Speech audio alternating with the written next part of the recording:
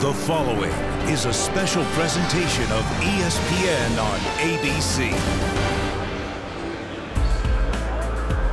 There is nothing quite like Indianapolis. The day, the race, the spectacle. Welcome to the 102nd running of the Indianapolis 500, the pre-race show presented by Pennzoil. And for the 54th year, we are on ABC. Hi there, I'm Nicole Briscoe. There are 33 drivers in this field, and over the next several hours, they will write a story. For one, the ending will be career-defining, a little bit like winning a Super Bowl. Aaron Rodgers has done that. He is here today with his girlfriend, Danica Patrick, making the final start of her career. More on that in a minute. Kelly Clarkson's going to sing the national anthem. And Thor, actor Chris Hemsworth. He has an important job. He will wave the green flag today. Some advice he's received on that. And Victor Oladipo of the Indiana Pacers. Fittingly, he will drive the pace car. There is a certain amount of respect given to the Speedway as she comes to life on a race morning, a quiet calm, and then the noise as teams begin their final preparation. Cars are now on the grid, and the drivers, they are making their way to pre-race ceremony, seeing for the first time the crush of fans. For one driver, this place is also his childhood. Ed Carpenter, he grew up in Indianapolis. He attended his first race here when he was 8. He used to actually work at the golf course inside the track too. In fact, he crashed a few of those golf carts along the way.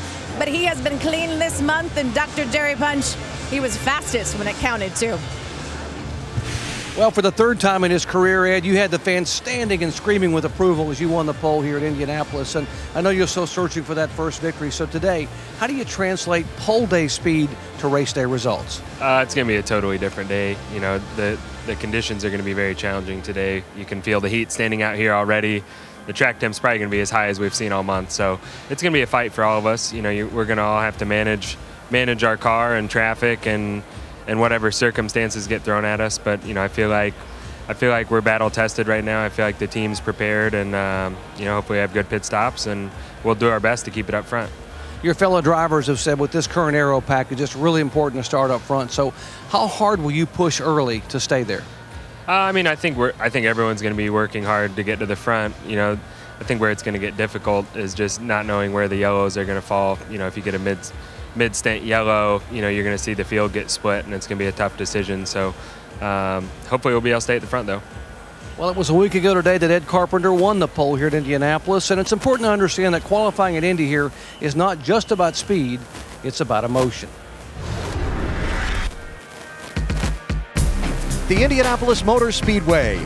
On bump day, the drama and tension of setting the 33 who will compete in next Sunday's Indianapolis 500-mile race. Drivers scrambling to be in the 33-car field. So here is James Hinchcliffe.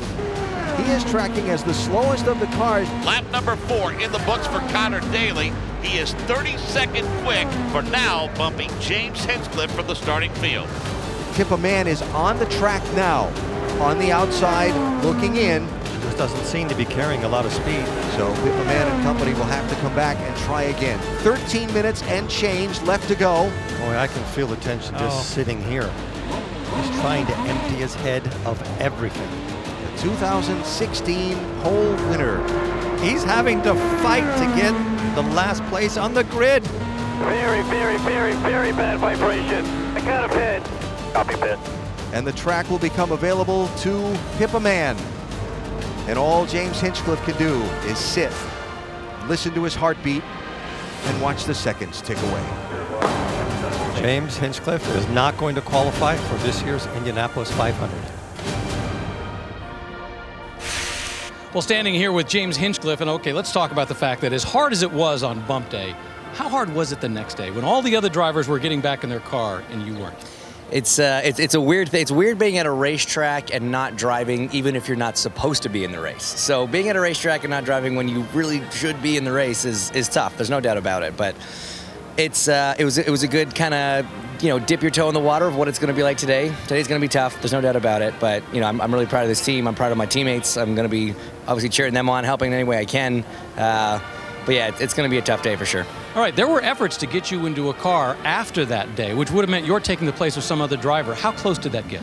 Honestly, that was all done so far above me, I don't even know. I told them I really want to be left out of that. Like I said, you know, from the beginning, I was mentally preparing to not be in the race from the minute that gun went off, because that's what I needed to do for me. And I guess there were some discussions. I'm not sure who they were with or how far they got, but ultimately, you know, I think we did what we had to do, and we're going to take our lumps, we're going to put our heads down and go to Detroit and try and win 2 races there. Yeah, different kind of survival for James Hinchcliffe today. And of course, one of the key things is the fact that the Indy 500 isn't just a race, it is the crown jewel of what can only be described as the greatest day in racing.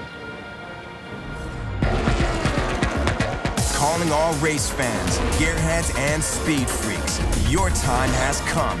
Welcome to the fastest day of the year. 3 iconic races, 3 legendary tracks, 1 unbelievable day. Sunrise brings racing royalty to the gilded streets of Monaco. Midday promises 500 miles of immortality if you're first to cross the famed Yard of Bricks. And the day ends with an unbelievable endurance test under the lights in Charlotte. If you love the smell of fuel and the taste of victory milk, you, my friend, are in high-octane heaven. The Formula One Monaco Grand Prix, the Indianapolis 500, and the Coca-Cola 600. Today, speed has no limit. The Indianapolis 500 Pre-Race Show, presented by Pennzoil on ABC. Pennzoil, make the switch to Pennzoil Synthetics today. And in part by Progressive Insurance. Stay on track. Great rates at Progressive.com. Back in the day, all the naughty pictures came from the old Turn 1 Snake Pit. They shut it down because there is Rowdy and then there is Snake Pit Rowdy. I'm not sure it's actually much calmer there today. You still need to be a proper grown-up to be there. It is much tamer where I am right now. This has always been my favorite place to watch from IMS. It's the grassy knoll in Turn 2. Like, grab a blanket, maybe a beverage, sit down, and when the cars come by, you feel it in your soul. Now, for reference, I'm in Turn 2. In theory, Turn 3 is just right over there, except not really on this day, because on this day, the Indianapolis Motor Speedway actually becomes the 2nd largest city in Indiana. We're talking 300,000 people, the 64th largest city in the U.S. just for this day. So big that it becomes bigger than 53 countries in the world. Now, I'm not judging. Okay, maybe a little bit. But I think where you choose to watch this race might say a little something about you. In all of my years coming here, I have never been brave enough to go where Marty Smith is right now. Welcome to the Snake Pit, Nicole. It's funny, the Indianapolis 500, an American sporting institution. And somewhere within that portrait of Americana are these wild people. The Snake Pit down in Turn 3. Look, its own tradition. They've been racing Kane in the infield here since the 1920s, and the stories are every bit as epic as A.J. Foyt, Rick Mears, or Al Unser. It is crazy out here. This is the rowdy crowd. Let's head over to the sophisticated bunch and Doc Punch. Not a fan of sitting in race traffic with over 200,000 of your closest friends, but still want to be here early enough to enjoy the energy of this spectacle? Try this, glamping, glamorous camping. This year, 72 tents complete with beds, furniture, electricity, and 15 air-conditioned tiny houses. Prices start about $1,300 for a party of 4 in a tent. The key word there is party. But here's the best part, folks. We're right in the middle of the action. Who's ready to see some drivers? Can you imagine the emotions today for Danica Patrick? She is back at the place that made her a household name. Remember 2005 when she took the world by storm, in the lead late and finished 4th as a rookie behind Dan Weldon? Today she is back for the first time in 7 years, but also for the final time, period, the end. Her driving career comes to an end when her race does today. The first woman to win an IndyCar Series race, Japan in 2008. She finished 3rd here back in 2009. Back in 2018 to close the book. Here's Hannah Storm. Can't think of a better place to end than here, where it all began, and it's just come really full circle. Why was it so important to you to end your career here? Good memories, a lot of memories, period, all brought together for one last race. And so it's going to be an emotional race day, but I'm going to try and have as much fun as possible and go out with the best possible finish I can manage. What do you remember the most about being here as a rookie and leading those 19 laps? I just remember feeling so humble because it was easy. Like, it just was. The car was good. It was really fast. Like, I just remember it being easy. And I remember thinking, just stay humble. Like, there's no way it can be this easy all the time. If there's one thing that I've learned about life in general, but especially this track and its history and its life that it has here, is like, don't be too cocky. Look at this! And the crowd is jumping up and down. Look at this, it's absolutely amazing. Danica Patrick has moved out into the front. Danica Patrick is for real, and she leads. Why do you think that what you were able to accomplish here at Indy, why did it resonate so strongly outside of your sport? I mean, that's a great question. I don't really know, other than the fact that there's only a couple things that one, I'm always honest, and so I think people can connect with that. They see that, they feel that. And the trailblazing aspect to what you've done. Yeah, I'm a girl. By the way. Yeah. If I would have thought of myself as being different and being a girl and how am I doing for a girl, well, then that would have been the gauge, right? And then my mind would have been fixated on that limit or that potential, and it never has been. Have you made it easier for women who have dreams in the sport? Our mind is incredibly powerful, so as soon as you think that you can do something, you can. That's really the teaching.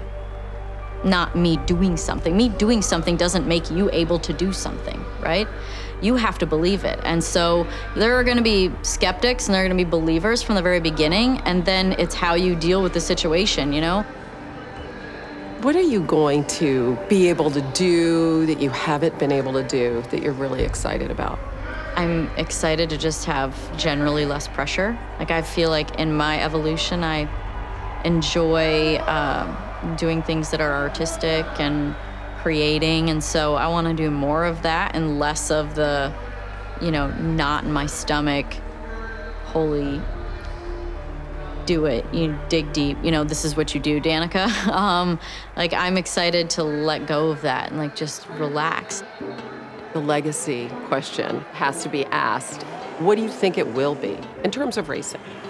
More than anything, I just hope they remember me as a great driver and that I was a girl. That is not something to be dismissed. I think that that's part of my story. I'm proud of it. It's helped me. It's hurt me. I just hope people remember me as a great driver.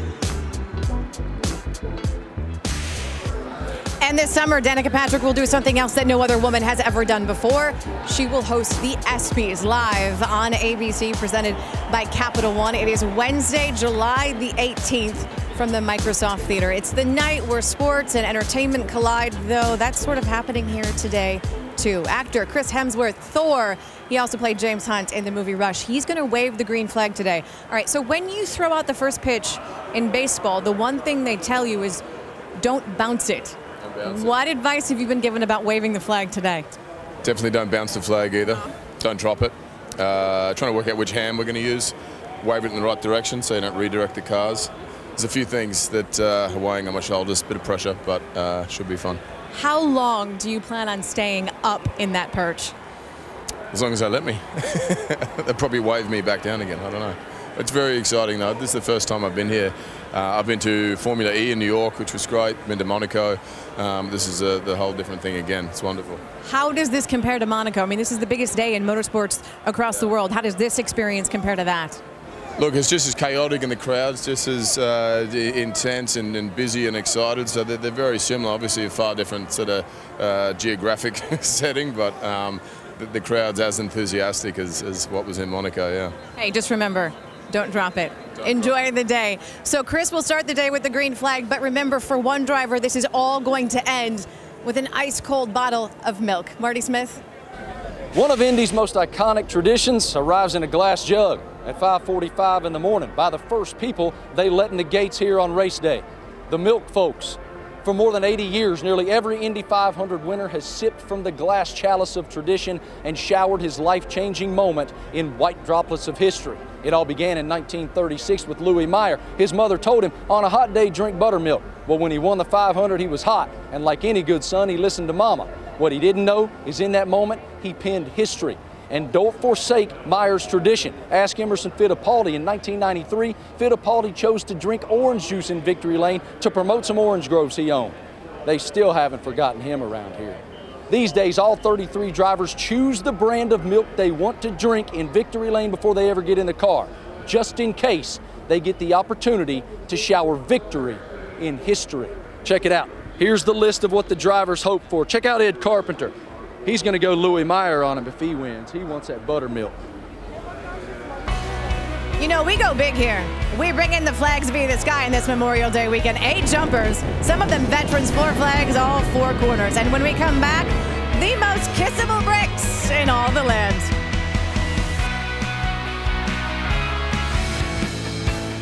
The Indianapolis 500 pre-race show brought to you by United Rentals and their Turns for Troops program. It helps provide cutting-edge medical technology and rehabilitation access to military veterans. Turns for Troops, helping our heroes take their next steps forward 1 lap at a time. In no other world does the idea of getting down on your hands and knees and putting your mouth to road that's been run over repeatedly sound appealing. Unless, of course, you're in Indianapolis and that piece of road is the yard of bricks, which is also always a tough one to explain to the kids. No, don't eat that food off the floor, but yeah, let's go kiss some bricks. If you win this race once, you are a part of history. If you win it 4 times, you have rewritten history. AJ Foyt, Al Unser, Rick Mears, the only 4-time winners of this race, but we could add to that list today, Jan Beekes. Yes, we could, and of course that would be Helio Castroneves, who just saw that graphic of the 4-time winners. Last year, he was within 0.2 of a second of pulling that off, but the cars have changed a lot since then. How do you rate your chances today? Yeah, no, I like it very much. Shell Pennzoil machine looks strong. Definitely, as you can see, the weather is really, really hot. Something that the entire week that everybody's been practicing, it's a little bit different. So a lot of people, not only myself, but a lot of people started relearning the car during those conditions. But we feel that we have enough tools in the car to make that happen. So I'm excited. Let's get going. Okay, so just quickly, is there anything to the fact you're not running the whole series in IndyCar? Does that in some way make you more laser focused on today? Well, I feel that we have nothing to lose at this point. We're not thinking about points. We're not thinking about championship. We're just thinking about that big one, and we're going to make it happen. And of course, Helio will be easy to spot again this year in the Pennzoil colors, driving what he calls the Yellow Submarine, Nicole. Well, Roger Penske collected his 200th IndyCar Series win with Will Power's win at the Indy Grand Prix just a couple of weeks ago. There have been 15 Penske IndyCar championships, but that big number when you drive for Roger Penske is 16. 16 wins at the Indianapolis Motor Speedway. None of the guys who have the privilege of calling this race, Scott Goodyear, Eddie Cheever, and Alan Bestwick, if you are going to look at one team to win this race today, Penske is probably a pretty good place to start. Yeah, those numbers sure do say a lot about the captain and his team here at Indianapolis, Nicole. What makes Roger Penske so good here?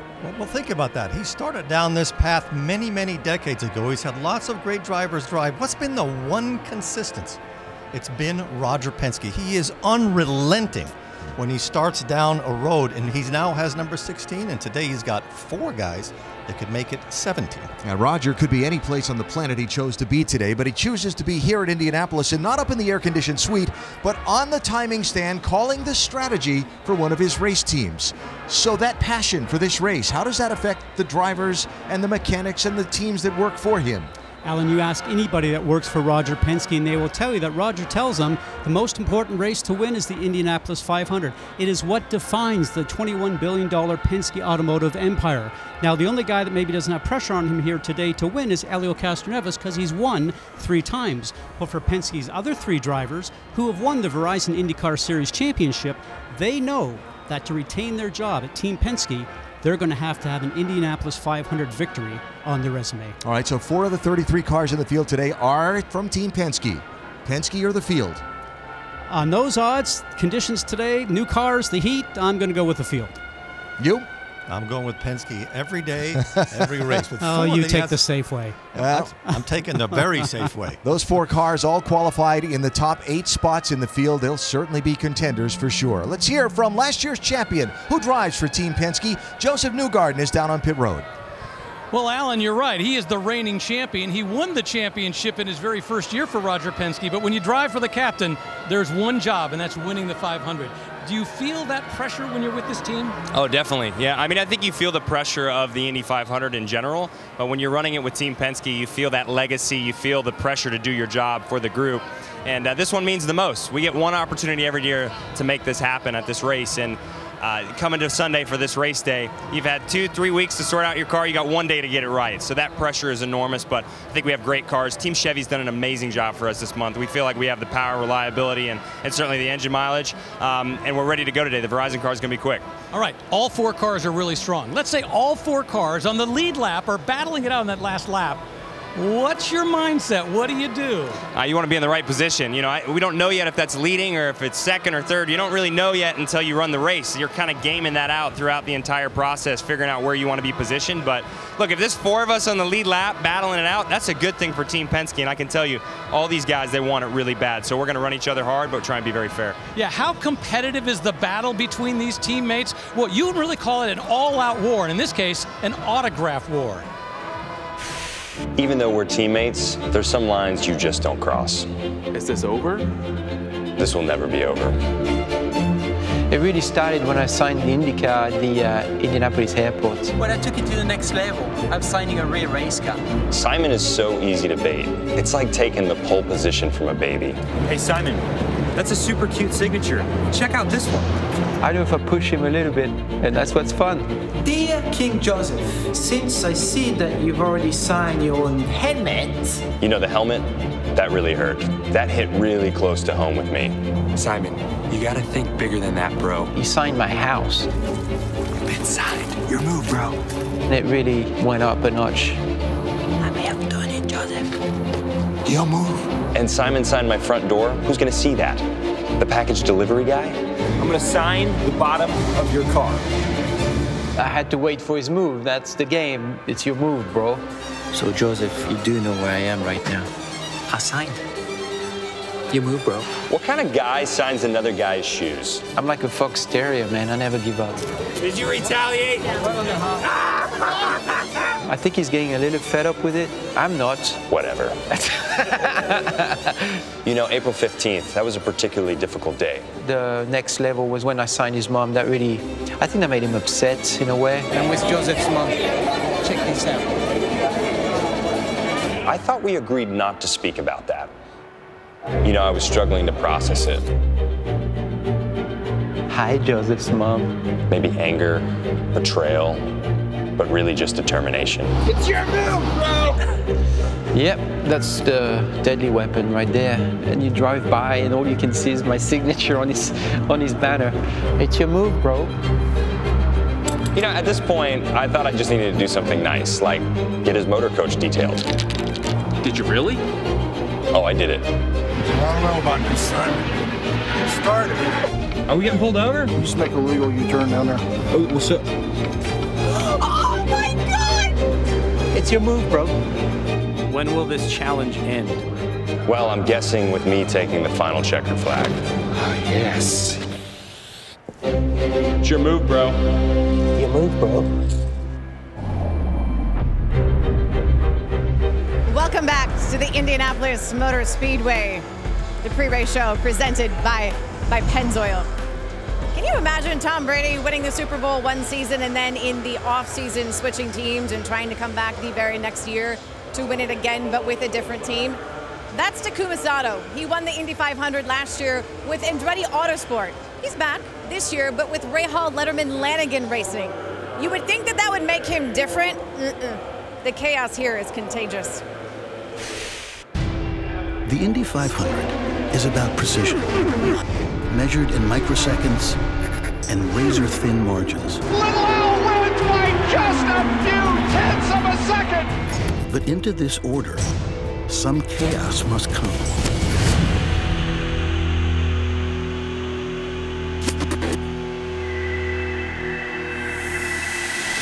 It begins with a brave 33. 33 drivers, some moving before moving. New cars, new names, new teams. Every year, exciting unknowns are welcomed at this iconic oval. New blood, wide eyes, Indy light champion.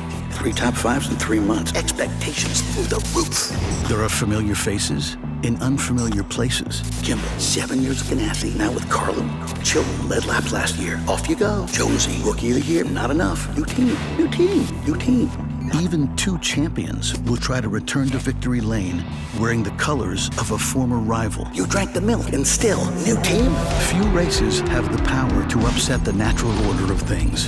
This track owes you nothing, but the call of these bricks is too strong for speed demons to ignore. Elio, back with Penske. Penske, climb the fence again. Daly, first race this year, make or break. Hildebrand, so smart. Can he think his way to a victory?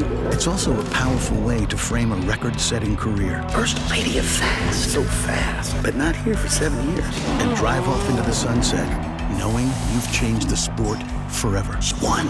Change comes in many forms. New car. Including one that puts skill above all else in the driver's seat. No one knows this car. To make sense of the chaos, one must focus on the known. That speed and danger are brothers. And your chance may come at over 200 miles an hour. So fast. Here, reward never precedes risk. On the pole again. And victory embraces but one. All of these drivers thirst for the same thing. Drink the milk. And from all this chaos, a resolution. The trophy. Beautiful. Four corner. Measured precisely, forged in metal. Never to be forgotten. The spectacle.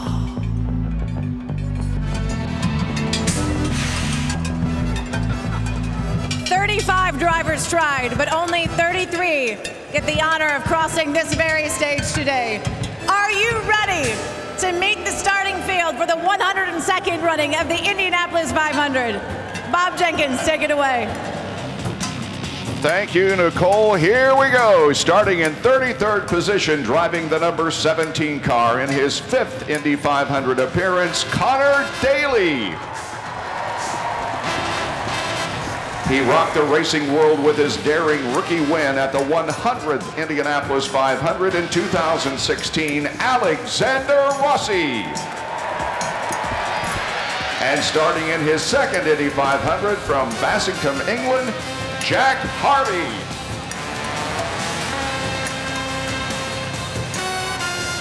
On to the 10th row, he was the youngest driver ever to win an IndyCar race, making his 11th Indy 500 start, Rahal. He finished in 3rd place last year in his first 500 from Dubai, the United Arab Emirates, Ed Jones. And returning for his 3rd Indy start from Bassington, England, Jay Howard.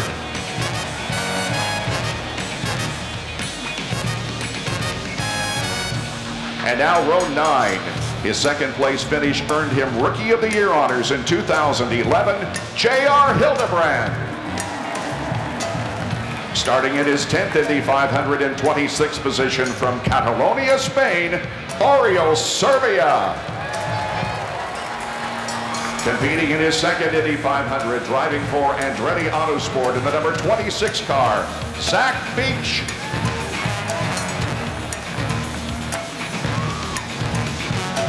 On to the 8th row, 2013 Indy Lights champion, competing in his 5th Indy 500 race, Sage Karam.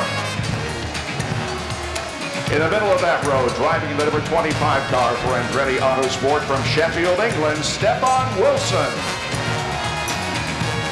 Here's the 2014 Indy Lights champion from Bogota, Colombia, Gabby Chavez.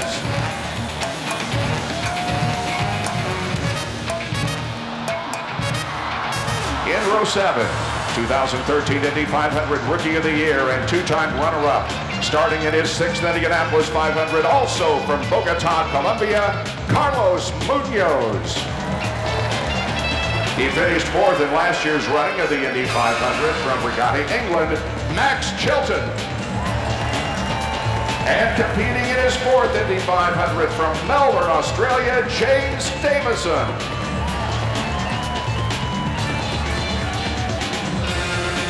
On to row 6, one of Canada's most accomplished international race car drivers from Guelph, Ontario, Robert Wickens.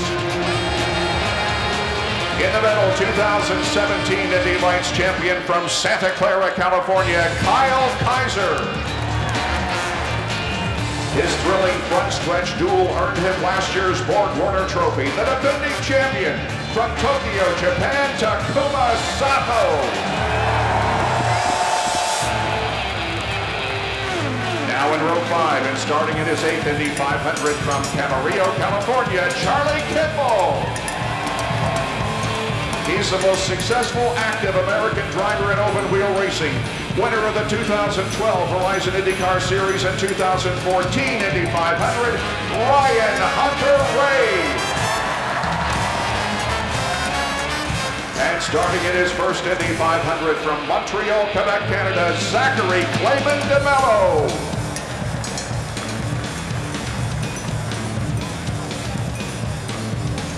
On to row 4, now in his 13th Indy 500, driving the number 98 car for Andretti Berta Autosport, Marco Andretti. Starting in his first Indy 500 as the fastest rookie in the field, 2017 Freedom 100 champion from Brazil, Matheus Leist.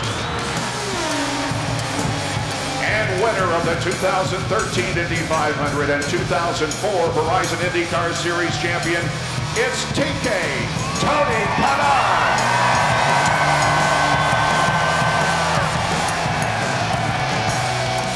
Starting row 3, he ranks 4th in all-time IndyCar Series wins. It's a 4-time Horizon IndyCar Series champion and winner of the 2008 Indianapolis 500 from Auckland, New Zealand, Scott Dixon.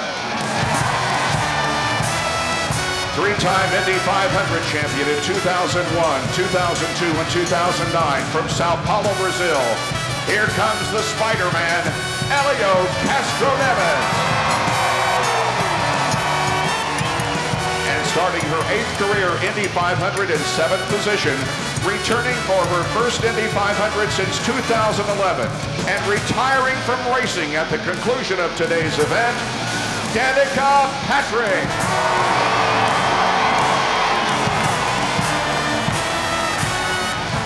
Now moving up to row 2, he was Indy Lights champion in 2015, starting his 3rd Indy 500, Spencer Pigot.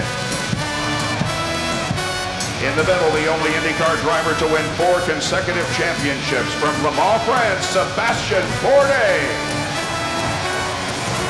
And in 4th position, 2017 Verizon IndyCar champion and the current 2018 Series points leader, Joseph Newgarden.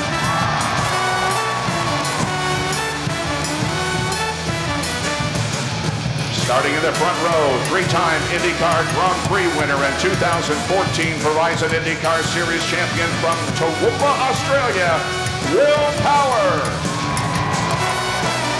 The parade of Horizon IndyCar Series winners continues with the 2016 Series champion, also from France, Simon Pagenaud. And Indy 500 pole sitter for the 3rd time. He clocked a blistering average qualifying speed of 229.618 miles per hour. From Indianapolis, Indiana, Ed Carpenter.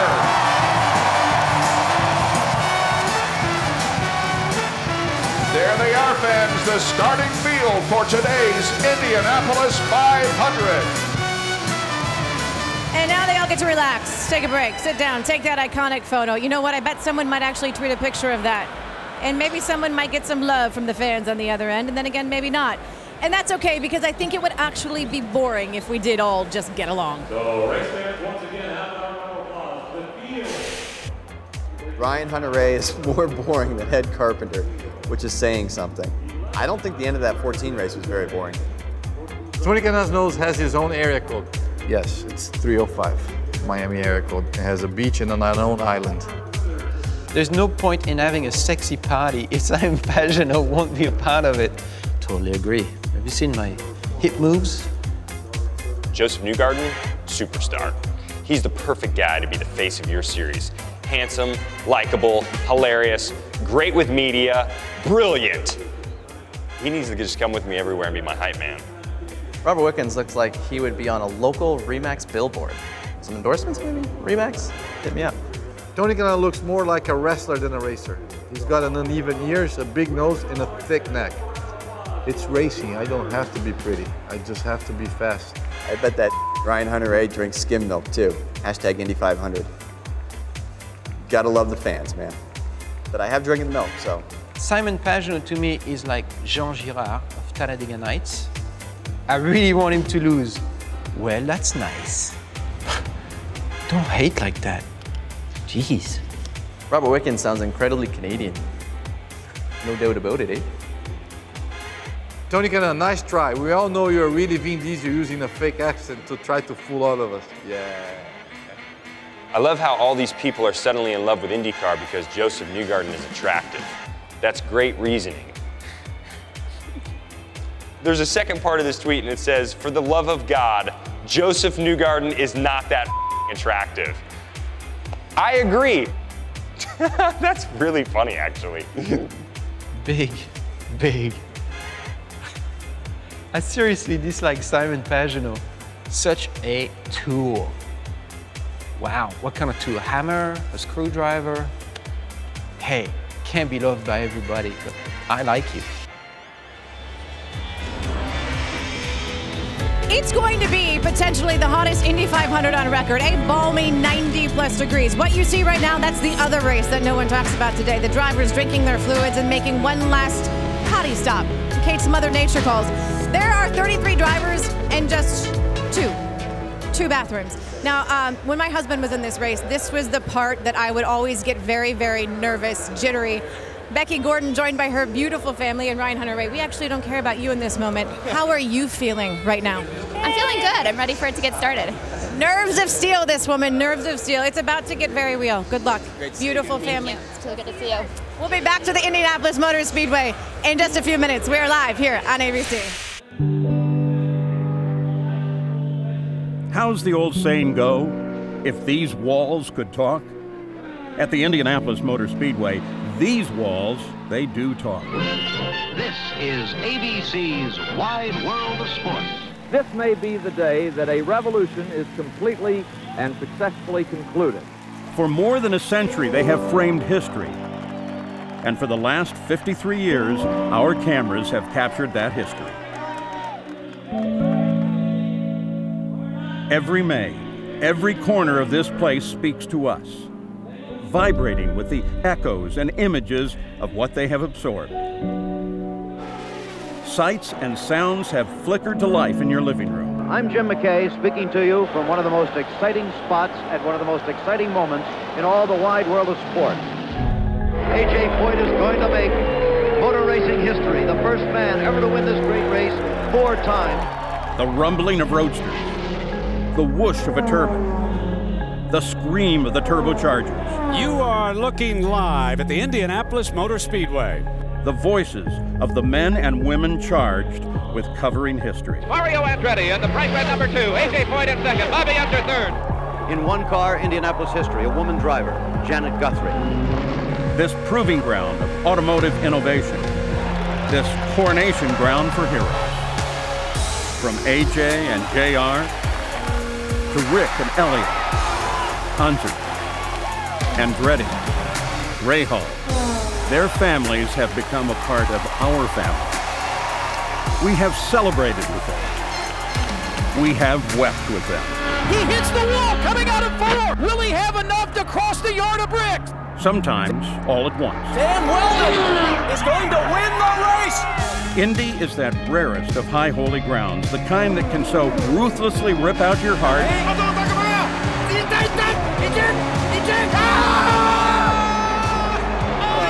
Inside, it's yellow, yellow, yellow. Yet still lure you back for more.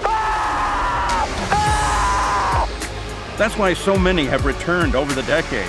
Most of their identities lost to time. Checkered flag is in the air. Only that chosen, timeless few have had their faces forever frozen in a silver-plated joy. The barrier between standing among the legends or vanishing among the lost is as thin as an eye blink. He looks for a place to come by. That was the most fabulous finish I've ever seen. You just don't know what Indy means. Thank the racing gods that you have been here to witness it. We thank them that we have been here to witness it with you. Yes, these walls can talk. They have seen so much. So what will we see together today?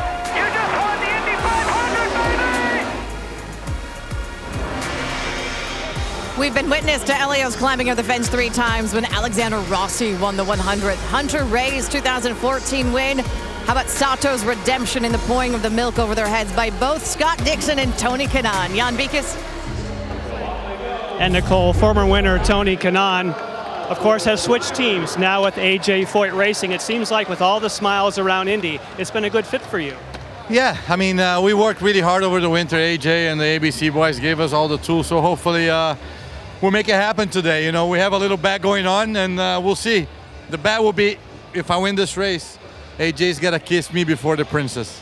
Wow, when you won here in 2013, don't know how to react to the old kiss situation, but when you won in 2013, it was 68 degrees, you never changed the car the whole day. You said in these temperatures, it's going to be a different game today. Extremely concerning. I think everybody's not comfortable and everybody's worried. I talked to the guys in the green room.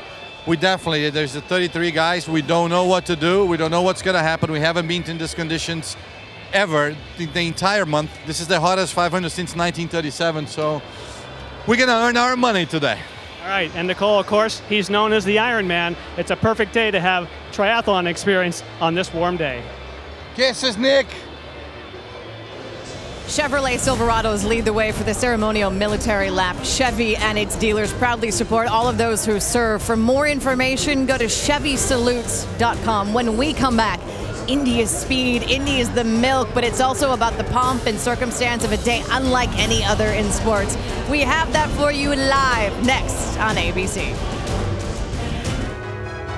Andretti Autosport has won this race 3 out of the last 4 years, but no driver named Andretti since 1969. Marco starts 12th. We are getting close to firing these engines. Let's head trackside. Dave Calabro. Ladies and gentlemen, please rise and remove your hats for the presentation of the colors and invocation.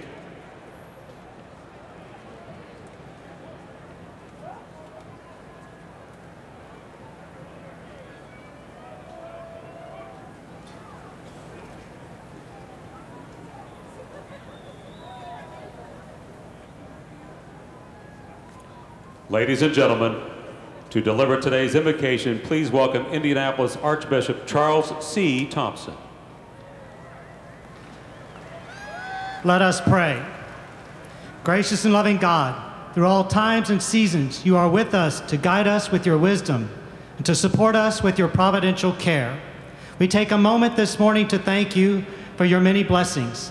Help each and every one of us to strive always for the greatest good and to live in such a way that builds up the human family. Today we welcome to our great city those who gather from around the world for the 102nd running of the Indianapolis 500. We ask you to bless the drivers, their teams, the officials, and the fans as you promise to hold us in your loving hands. Help them to be safe in this track and through the road of life. On this Memorial Day weekend, we commemorate your eternal care, the men and women who have died serving our country and the armed forces, and by their example, continue to show us the way to service, to a dedicated to the tasks that remain before us. God bless those who have died for our freedom. God bless all those gathered here for the greatest spectacle in racing. God bless America.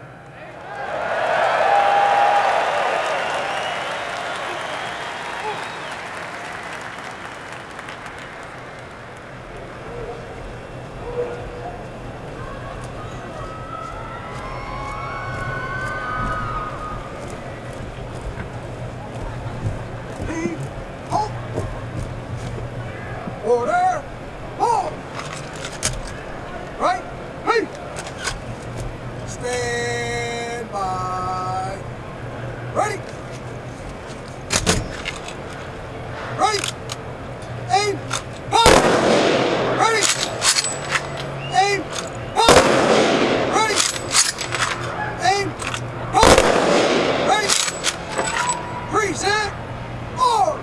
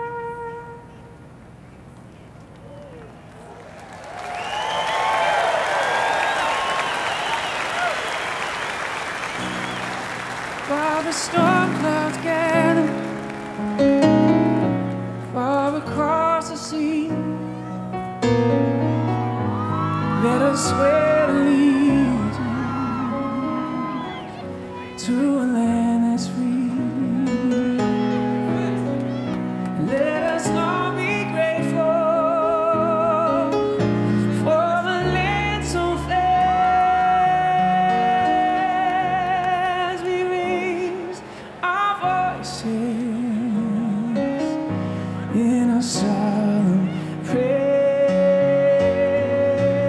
God bless America, land that I love. Stand beside her and guide her through the night with light from above. From the mountains to the prairies to the oceans wide with foam. God bless America, my home sweet home. God bless America, my home sweet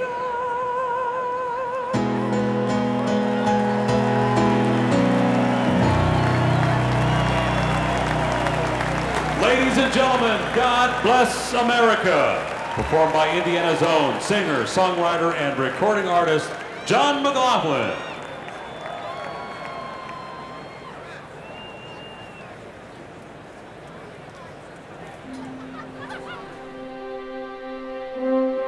Memorial Day tends to remind us what we have: family and friends and fellowship and fun.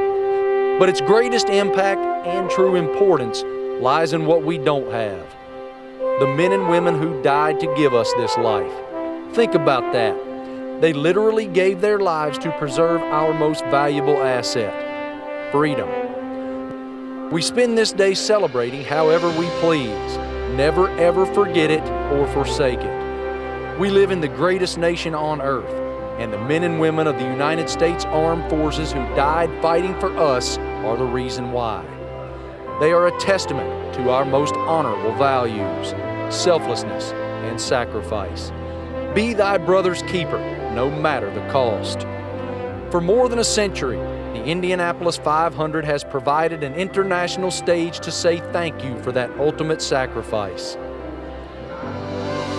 To always remind us that freedom is very costly. The Indy 500 is a day to celebrate tradition and history and family and fast cars. But it's also a day to remember why you can.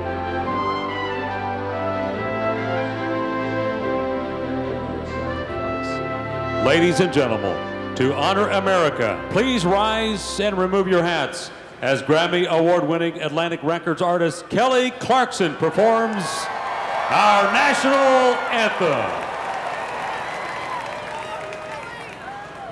Oh, say, can you see by the dawn's early light what so proudly we hailed at the twilight's last gleaming, whose broad stripes and bright stars through the perilous fight o'er the ramparts we watched were so gallantly streaming, and the rockets rock along, the bombs bursting in air gave proof through the night that our flag was still there. Oh, say, does that star-spangled banner yet wave o'er the land of the free and the home of the brave?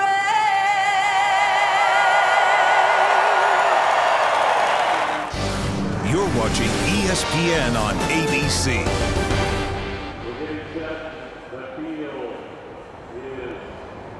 500 miles.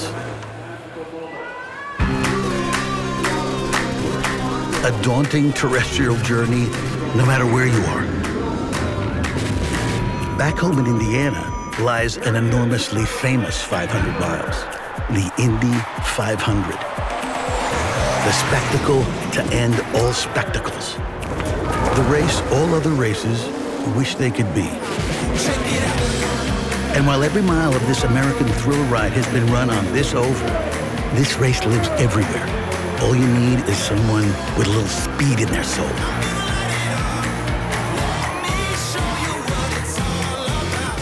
From the short tracks of Brazil, where Tony Kanaan began making turns toward his Indy dream, to the Illinois bedroom of a race-obsessed young girl, hoping to cap her career today with the prize she's had her eyes on forever. The Indianapolis 500 trophy. That's my goal.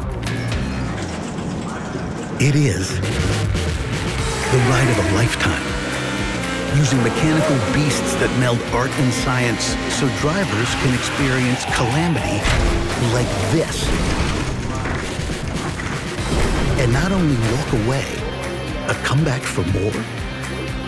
And come they do from every corner of the globe to chase history. Forged by legends you can't forget. While the exclusive four-timers Foyt, Unser, and Mears beckon a current icon to climb into their club.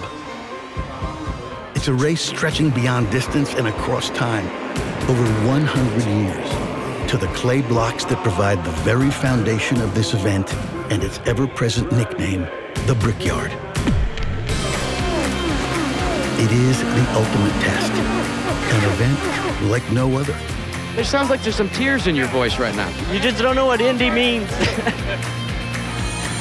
A journey of 500 miles, but a race for the ages.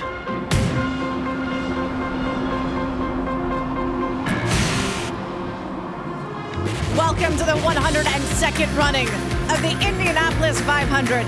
Telecast presented by Firestone.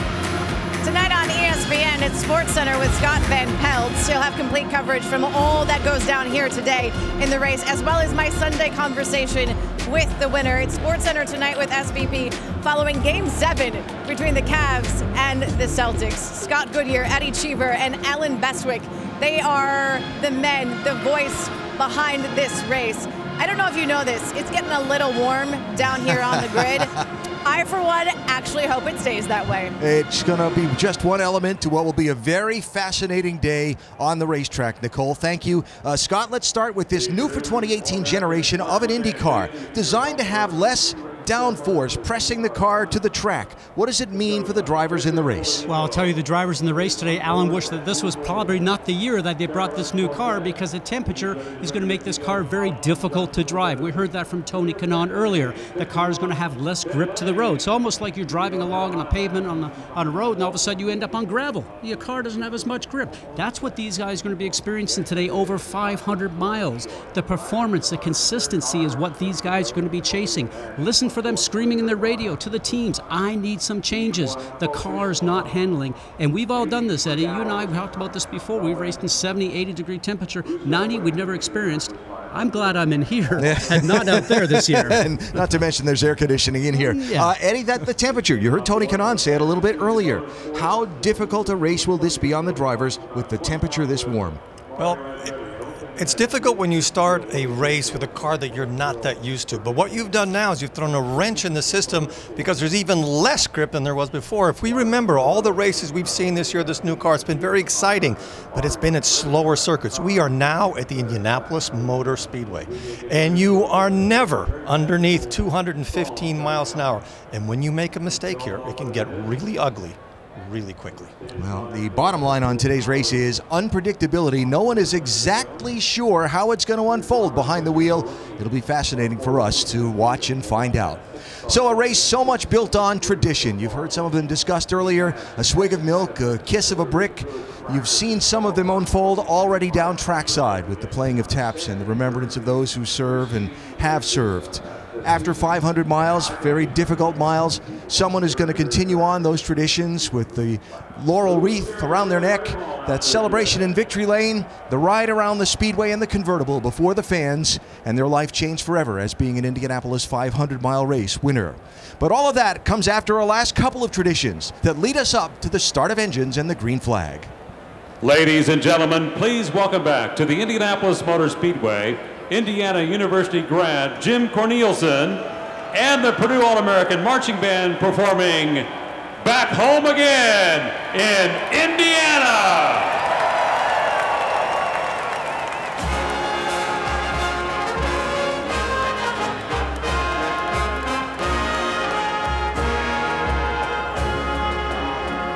Back home again in Indiana, and it seems that I can see the gleaming candlelight still shining bright through the sycamores for me. The new moon hay sends all its fragrance from the fields I used to roam.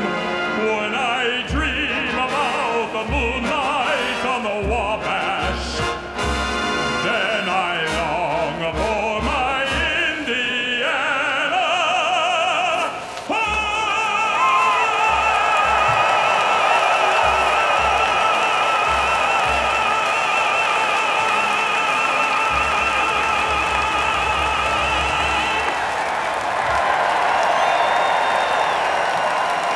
Back home again in Indiana. And now, time for the most famous words in motorsports. Please welcome Hallman and Company Chairman Tony George. Drivers, start your engines.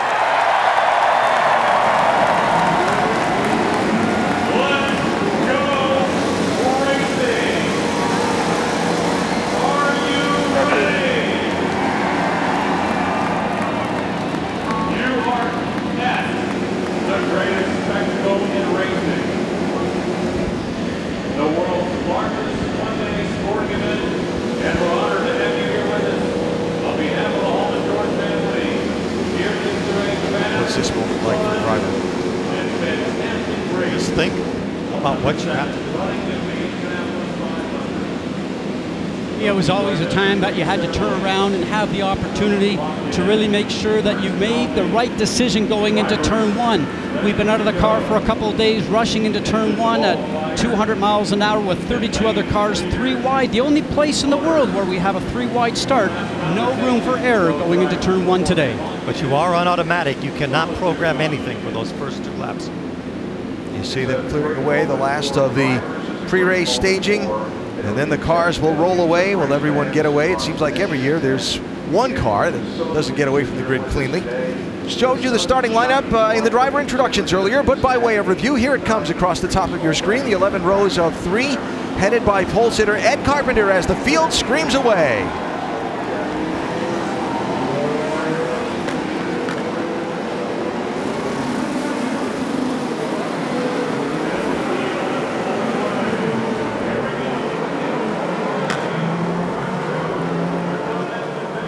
There's the Honda 2-seater leading the field. Mario Andretti, the 1969 winner, behind the wheel. Riding in the back seat, musician, actor, producer Nick Cannon, getting the thrill of his life. For more Honda racing content, go to hondaracing.com. Alexander Rossi, the 2016 winner, way back in 32nd, the middle of the last row on the grid. He has our Auto Nation on board. If he's going to win today, he's going to have to make history, because no one has ever won the race from that far back, and yet a lot of folks that do such things seem to like him. Here's Graham Rahal. Graham's got a lot of work to do as well. He's got our United Rentals on board in 30th on the grid. Ed Jones finished 3rd last year in his Indy debut. He's got the NTT data camera with him, starting back in 29th. Jay Howard makes his 3rd start in the 500 from 28th position, carrying the Arrow on board. Ohio's Zach Beach in his 2nd 500, starting 25th with the Relay onboard camera. And one of 4 first-timers in the field, Canada's Robert Wickens, starting 18th with the Lucas Oil on board. Last year's winner, Takuma Sato, starts 16th with the Honda on board. Last time a winner went back-to-back, 01 and 02. It was Elio that did it then. The last 2 straight years and 3 of the last 4, it's the Andretti Autosport team that has won this race. They have 6 cars in the field for this one. And of course, out of those 6 cars, you've already documented the 2 former winners, Ryan Hunter-Reay and Alexander Rossi. But leading the way for Andretti Autosport in qualifying was Marco Andretti. He also has the fastest practice lap of the entire field. Marco says, I like this bodywork. I like a car that's difficult to drive. And remember, Marco is trying to bring the Andretti name to victory lane as a driver. The last time that happened, his grandfather Mario in 1969. Marco carrying an AutoNation on board, highest qualified of the Andretti Armada. Hunter-Reay also with an AutoNation on board today. So there is where the Andretti Autosport Hondas will start. Will they find a way to the front again in this race like they've done the last couple of years? How about the third row and the star power here? Think about Danica Patrick. Came here 13 years ago. She will retire from IndyCar racing here today. Only fitting she drives number 13. She wants to win an Indy 500, just like Elio and Scott Dixon, the 2 other drivers in her row. Scott Dixon carrying a Honda on board. 4th all-time in IndyCar wins. Won this race in 2008. Looked pretty good in practice to me. His team won the pit stop competition on Carb Day. The chief mechanic for the team and the outside front tire changer, Blair Julian, will carry our over-the-wall camera. You'll get a look at a race car coming at you on a pit stop at 60 miles an hour. Elio Castroneves carrying the Pennzoil on board in the yellow submarine paint scheme. This is my favorite for the race. It's great to see him back. And he has that little special motivation. He's the only human alive that stands the chance of adding himself to that amazing list of Foyt, Unser, and Rick Mears. Doc? You know, for Elio Castroneves, age is just a number, but probably a number that contributed to last year being his 20th and final season full-time in IndyCar Series racing. But thanks to the loyalty and love of longtime car owner Roger Penske, he is back this year with a chance of making Indy history. You see, back on May 10th, Elio turned 43. And to him, that number is an omen. Yeah, 3 is the number of times he's won this race, also the number of times he's finished 2nd. And 4, that's what he's about today, hoping to become just the 4th driver to win it 4 times. Now, just before climbing in the car a moment ago, he said, Doc, I want you to tell the fans this for me, and I quote, if you're looking for someone to cheer for, pick me, because today I have 1 more race to win and 1 final fence to climb. Sure would be fun to see. Danica Patrick in the final race of her driving career, starting 7th today. Rick? Well, when it comes to IndyCar, Danica Patrick is a finisher. When she left the series 7 years ago, she had set the record for the most consecutive finishes, made it to the checkered flag 50 times in a row. But as any race driver will tell you, that's not enough. You also need to be fast to win this race. And this month, the Ed Carpenter team has given her a fast car. So let's think about this. A person who can finish with a fast car, that could make this a very memorable last race for Danica Patrick. Sure could. Joseph Newgarden, last year's Verizon IndyCar Series champ, carrying a Verizon onboard, finished 3rd 2 years ago. Will Power has a Verizon onboard, the 2015 runner-up, winner of the Grand Prix to start the month of May here at the Speedway. And Power, one of those 4 powerful Penske entries, all qualified in the top 8 starting spots. And the field gets the 1 to go signal, leading the field to 2019 Corvette ZR1. For more information on the Corvette ZR1, go to Chevy.com/ZR1. Victor Oladipo of the Indiana Pacers, driving, certainly endeared himself to the locals around here with his leadership and his play for the Pacers this season. Doing a nice job out in front of the field. Our track facts now presented by Firestone. 200 laps around the 2.5-mile track to make up the 500-mile distance. And the pit strategy, because of this new car and the heat and the tire wear and so on, is a variable factor on the day. We'll talk about that as the race gets going. Spanish version of the race presented by ESPN Deportes. You can access it by using the SAP function on your remote control. And with that, we're half a lap away from the start. You met Chris Hemsworth earlier. The Marvel's Avengers series played James Hunt in the movie Rush. He's ready, green flag in hand. And he will wave it over the field of 33 when they come around 2 final corners. Some 300,000 here on a steaming hot day for the 102nd running of the Indianapolis 500-mile race. How's it going to play out, and who's going to win it? Time to start finding out.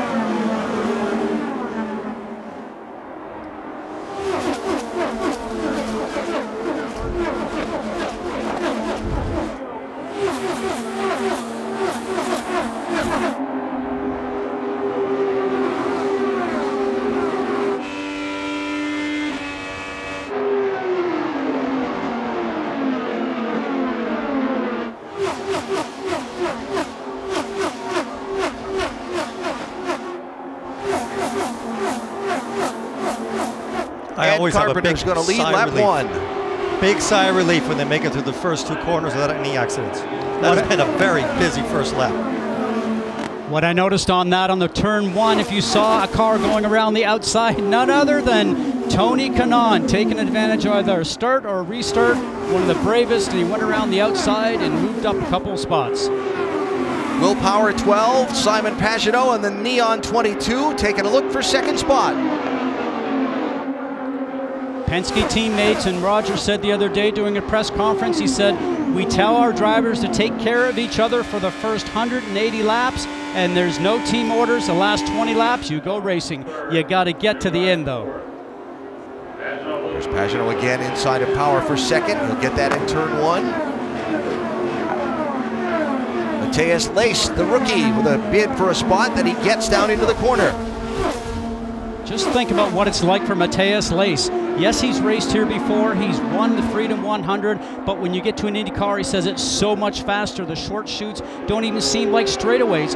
Great leadership from the team on the ABC team, but also having a teammate like Tony Kanaan in your stable. He said, I have learned so much from Tony. It seems like I've cut 2 years off my rookie stripes. That is absolutely true, but you cannot teach somebody what it's going to feel like when you do those first 2 or 3 laps at the start of Indy 500. There is so much turbulence that you're just trying to get around the track without making any mistakes. Just about now, everybody is starting to settle in. They know what their car is feeling like, and they're starting to get used to finding a rhythm that will be with them throughout the rest of the race. Helio Castroneves driving the 3 for Team Penske, sitting in 8th position, looking for that 4th 500 victory.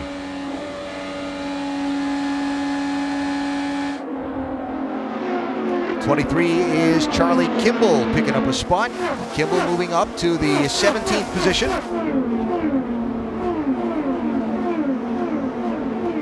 Here's what a lot of the drivers were saying after the carb day practice when it was hot out, and really the first time they've gotten to run this 2018 chassis style in the hot temperatures.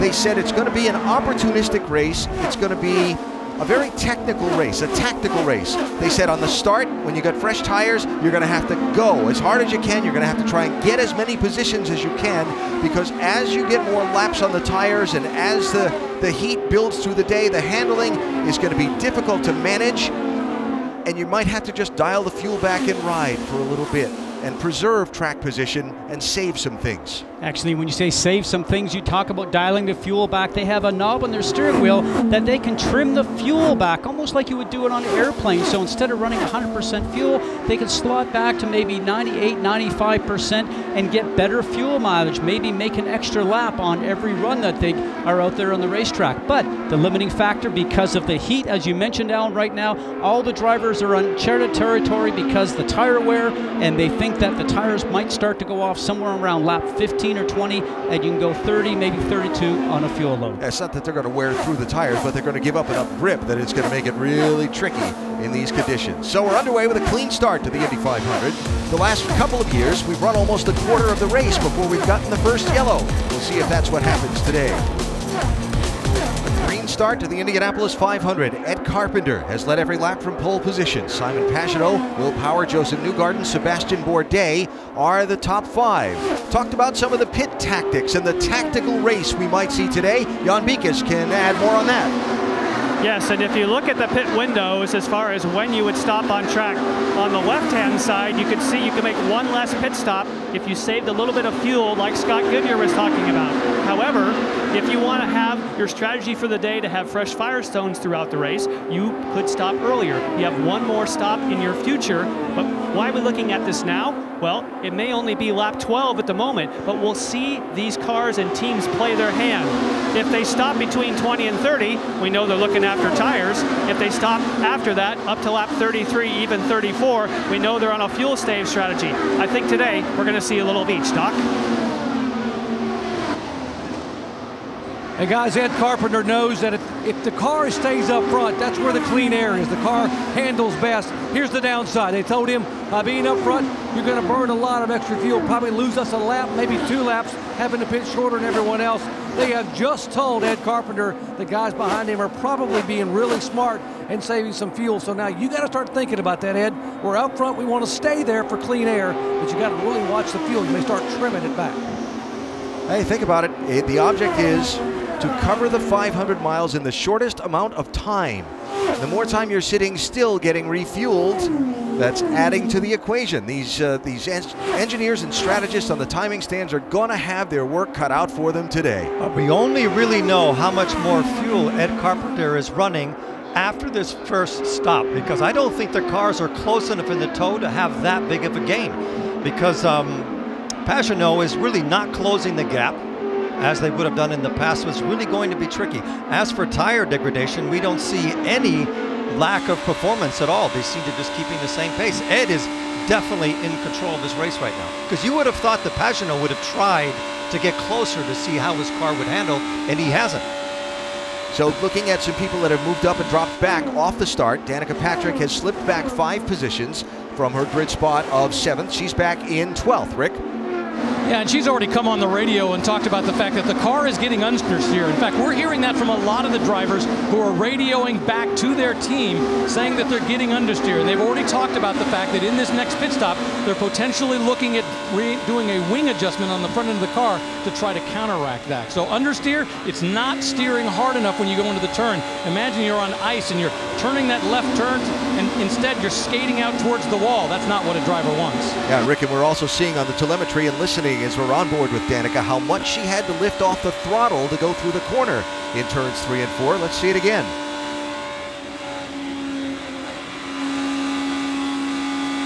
That's all the way off. That's not lifting. That's taking her foot off the throttle. Now watch how much steering movement she has. That means it's a very nervous race car anytime you're jostling with the steering wheel like that. But let's not forget also we had rain in the overnight, washed some of the rubber off the racetrack. This racetrack is different than the last time they drove on the final practice on Friday. What really shocks me about her lifting is she has clean air in front of her. There aren't any cars in front of her, so she doesn't have to go through turbulent air. If she gets up somebody else's gearbox, it'll be much worse. Zach Veach and Max Chilton have slipped back 6 and 7 spots, respectively, in these opening laps. Now, here's the big mover in the early laps. This is Graham Rahal. Rahal, who started all the way back in 30th position. He's picked up 7 spots now, and he's running in 23rd. Watch him at the start of the race here. Getting a draft with 2 cars in front, wisely chooses the high line. Now he's a spotter. You can hear that spotter on his radio, standing right up there on the right-hand side in turn 3, high above, can see exactly what's going on. Radios to the drivers to tell them whether they are clear and lets them know where the safe portion is on the racetrack. Rick? Well, inside the cars, they have what they call tools, the ability to change some of the suspension settings. Not a lot, but they can do them.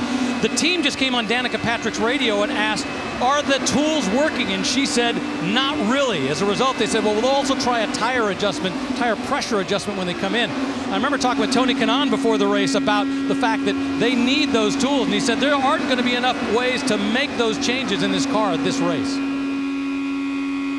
All right, Rick, thanks. So, as Graham Rahal continues to try and dig forward, we look at the front of the field to see whether some of these cars will commit to that stop shorter for fresher tires strategy that Jan described a minute ago. Just for perspective on pace, by the way, with the heat and race conditions and so on, Ed Carpenter, the leader of the race, is running a full 1 second slower than the bulk of the pack did on Carb Day on Friday.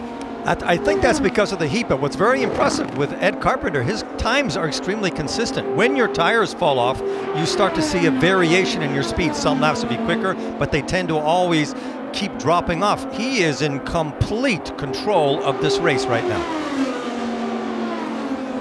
So who commits to the earlier stops? Who stays out till the full load of fuel is burned up? We'll find out in these next 10 minutes or so at the Indianapolis 500. The Indianapolis 500, telecast presented by Firestone. We've already burned through 50 miles, a little better than that. Clear so far, no caution flags, and Ed Carpenter leading all of the laps from his pole position after he got the jump on the initial start. Will Power is running in third position. A look from his onboard camera and a reminder to download IndyCar Mobile to access exclusive live in-car cameras, hear driver and pit crew chatter and more, only on Verizon. We've got a little radio for you here. Fuel 95 or 118 for 5 stops, all green. Not telling you to go for those, just keep in touch with these guys. Just information there. That might as well have been Chinese for us, because I have no idea what those numbers meant, but it definitely was a fuel discussion and strategy. So he has a number that he has to reach. Well, they will never let, even when you ask the teams, what they explain on the radio to the drivers is a code. And so that driver will go along and turn around and make the selection on the knob of the steering wheel to exactly where the teams tell them, saving a little bit of fuel. Now, we have to remember that all these cars have real-time telemetry, so everything that's going on in these cars, almost 100 map channels, gets beamed back to the pit lane to all the engineers sitting on pit lane so they can see in their computers exactly what's going on with the car. One of them, obviously, is fuel mileage, along with tire pressure, and amongst other things, they'll come up with a strategy for the race itself for their driver. Dip back into the field a little bit. 19 is Zachary Clayman DeMello, one of the rookie drivers in the field, followed by 6, Robert Wickens. There's Clayman DeMello out of Montreal. Was not supposed to be in this race. That was supposed to be Pietro Fittipaldi, the grandson of the two-time winner. But Fittipaldi injured in a sports car racing crash over at Spa-Francorchamps. I talked to him in the Gasoline Alley area yesterday. He had surgery. He's here. He's moving around. His rehab's going well. He expects to be back in the IndyCar series by the Mid-Ohio race this summer, which would be a terrific recovery from what was an awful crash. There's Wickens, there's Munoz, Carlos Munoz.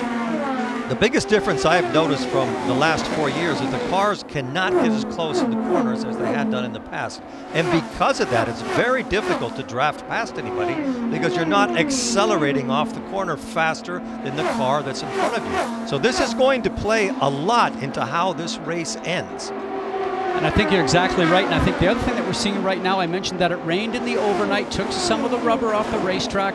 Cars are going to be a little different than what they finished up with on the final practice on Friday. They'll be tuning on those cars. We talked about, as Rick mentioned, some of the tools inside there. They can change the weight distribution of the car by pushing a button on the steering wheel and also move the roll bars in the car front and rear. Now, you and I have roll bars on a road car. They're non-adjustable. Drivers tune their cars to the conditions. After every stop, I think we're going to see the pace start to pick up. And let's talk about the engine battle. Of the top 8 cars, 7 of them are Chevys and only one with Bourdais in 5th place is a Honda.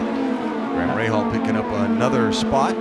And I'm not so sure James Davison did not have a problem up there in turn 3 or 4. He looked very slow off the pace, maybe got some dirty air from the car in front and ended up going up the road. These cars, they have that understeer, and you can see this is not where you want. This is not where you want to get off the throttle. You're right. He absolutely had something. What was all that about?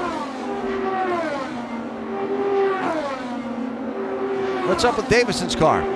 The situation is he was on the radio early on saying that the car was loose. They said, hang in there, hang in there. We're seeing an example of what happens if you hang in there too long. If you have one end that's not working, it goes away in a hurry. James Davison, a classic example. That's J.R. Hildebrand in the blue, orange, and white car that just picked up a spot on Charlie Kimball in that corner. Davison, of course, has crashed once already in the week this week. A heavy crash left him battered pretty good as he's going to lose a spot here to Oriol Servia.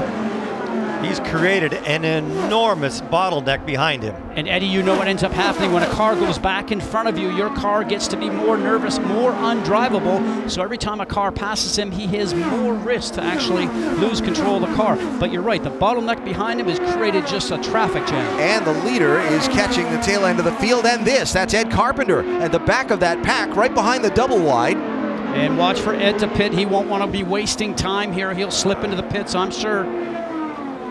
Danica Patrick, the first one to pit. Rick?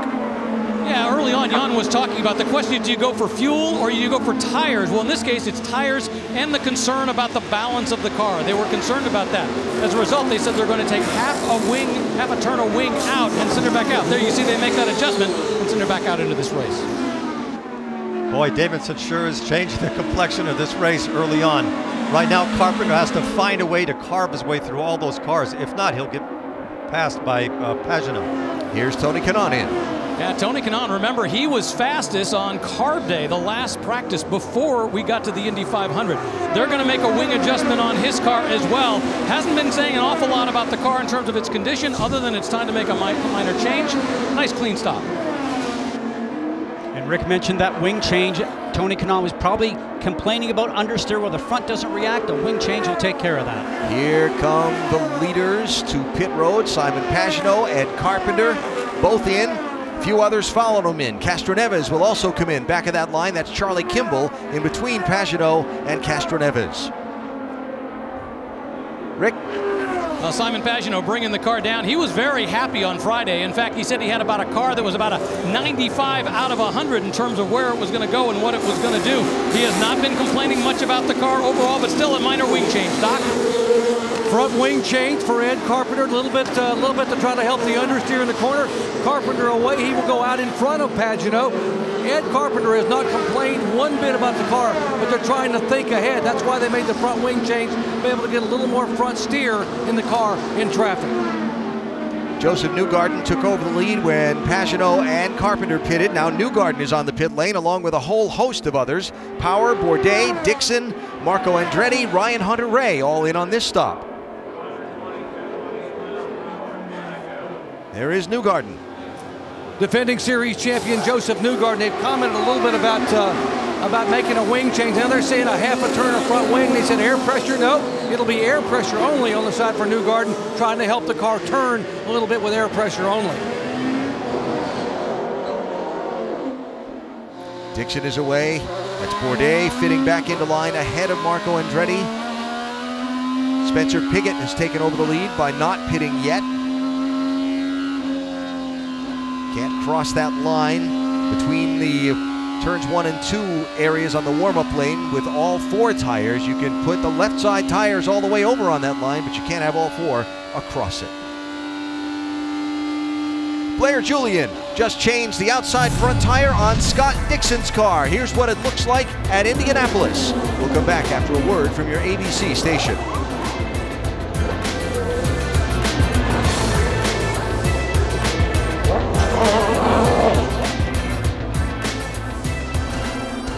Just about 100 miles into the Indianapolis 500-mile race through the first round of green flag pit stops, and Ed Carpenter has maintained the lead.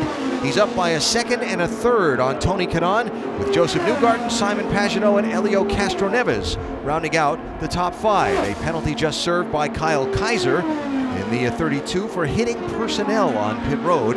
He just made a pass-through penalty and has served that penance. And back to Carpenter, he just did the fastest lap of the race with a 2:23.7. So he definitely has a car to dominate today. He did his first pit stop without having any problems. New tires, adjustment with the wing, and all of a sudden the car is now settled in. Rubber's coming on the racetrack. As I mentioned, starting to see those speeds start to increase. Tune your car all day long. Report back to the pits what your car is doing. The engineers can see that through that real-time telemetry I spoke about. The winner today is going to be tuning on his car, chasing track conditions and weather conditions all day long. Right now, I don't see anybody that can touch Ed.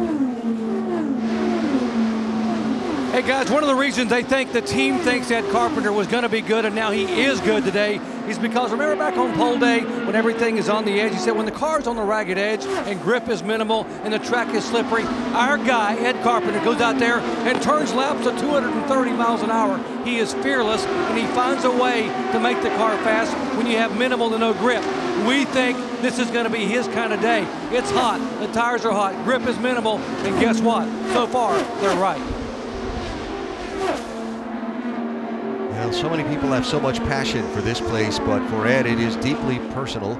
You see his finishes in the last few years when he started on the front row. He's not been able to put together the result on race day that he's wanted. Once was in contention, got swept up in a crash by another driver.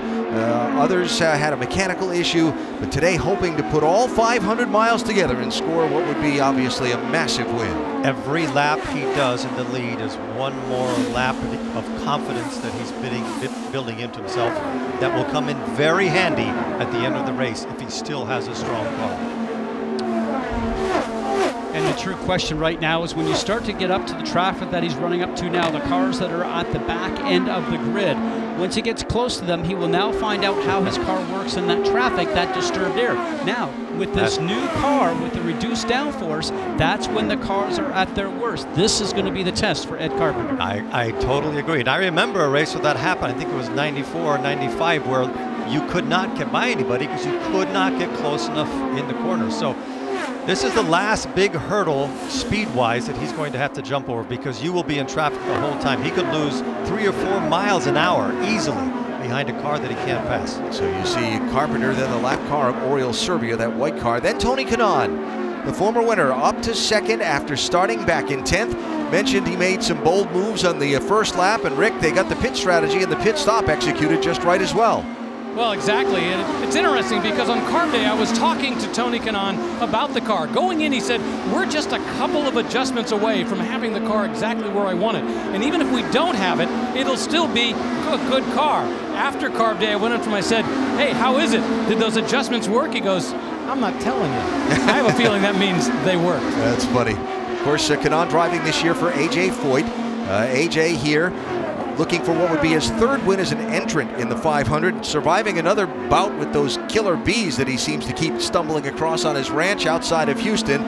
No, I'm talking about passion for this place. Can you imagine how happy A.J. Foyt would be to give Tony Kanaan that big old kiss on the cheek if they're standing in victory lane at the Indy 500? And how happy Kanaan would be. Yes. To get that big bear hug from A.J. here at the 500. Long way to go before that happens. Just past 100 miles in the race. Ed Carpenter out in front. And guess who it is? Right behind. Who is the other car? Yellow is out at Indianapolis. James Davison has crashed in turn number 4. There's another car down on the inside of the track as well. And our first yellow of the race comes out at lap number 47 of 200.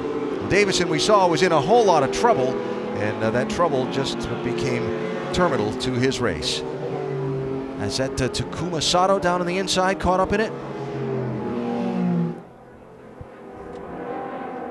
Yes, it is.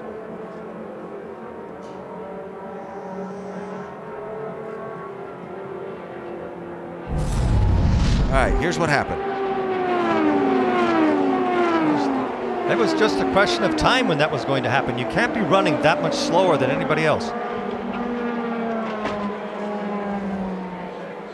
You know, I really don't understand that because he is so far off of pace that he's got to know that he is in the way, and the car wasn't right, and he came in for a pit stop. He went back out. At that speed, Eddie, that is so far off the pace. You need, if you had more experience, you'd be coming in the pit lane saying, change the car, fix the car.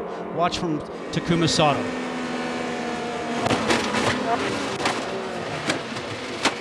That's such a pity and such a waste for both of them. All they should have done was called him in, tried to fix the car. If it was loose, do something, even if it takes 2 or 3 laps. Big bunch up here. Watch Davidson. Inside. Oh. Absolutely brilliant driving. How cold-blooded was that? He waited the whole time to see where they were going to go, and then right at the end, he made the right decision. But Sato had no place to go. Now, you hang that one on the 33 with Davison because it just makes me mad that he stays out in the racetrack like that. Yeah, but that's more from the pits should be calling him in.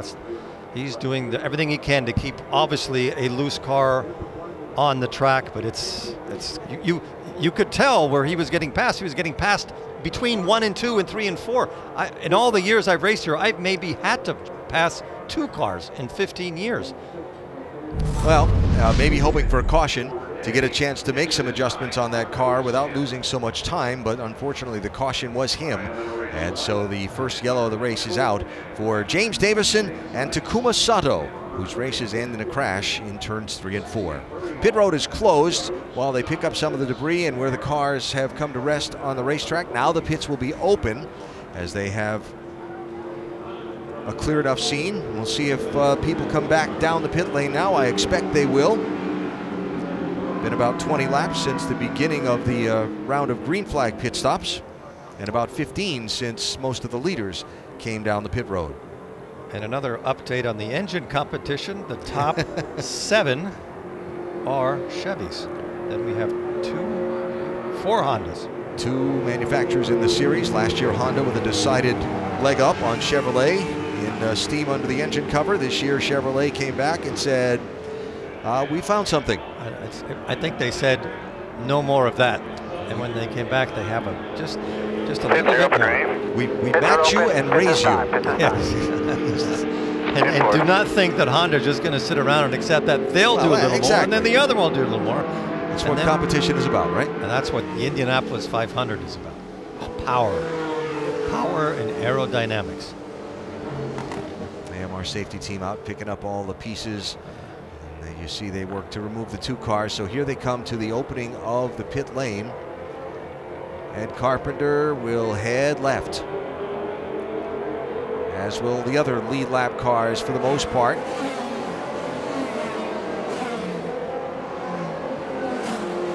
Yellow flag stops sometimes lead to contact on pit road. This pit lane is very narrow. When you get a lot of cars in there at the same time, watch the pit exits and see if somebody's race gets ruined there. Rick? Well, Tony Kanaan bringing the car down. One of the discussions before he got here was whether to do a wing adjustment. He said there's understeer in the car. At first they said yes, then they decided not to do a wing adjustment because they want to get him out as quickly as possible. Doc? Understeer for both Joseph Newgarden and Ed Carpenter. Said it wasn't too bad. Carpenter said only in turn 3 where I'm having an issue. The critical part is to beat everyone off pit road, and that's exactly what the 20 car has done. That's the advantage of being the last exit, isn't it? He only had like 10 feet to go before he crossed that line, and it was close. Honda race off pit road. Carpenter holding the lead. Good stop and by Will Power's crew to try and gain some of the track position they lost in that last cycle of the race. Trouble in turns 3 and 4 brings out the first yellow of the Indianapolis 500.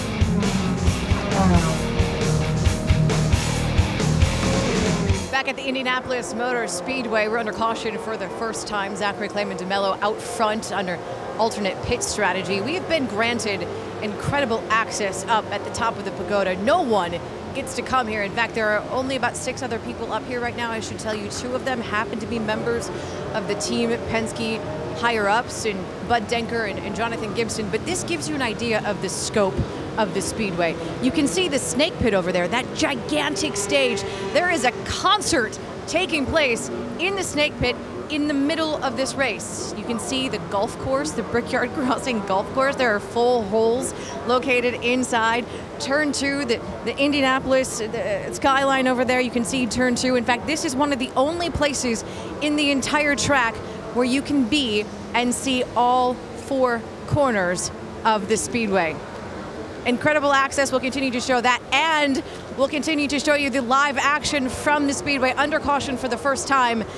We'll be back to the 102nd running of the Indianapolis Motor Speedway when we come back. Here's what happened between Davis and Sato. We'll be back in a few. So the new leader of the race is Zach Clayman DeMello, the rookie from Montreal, whose team did not pit under this yellow. Rick?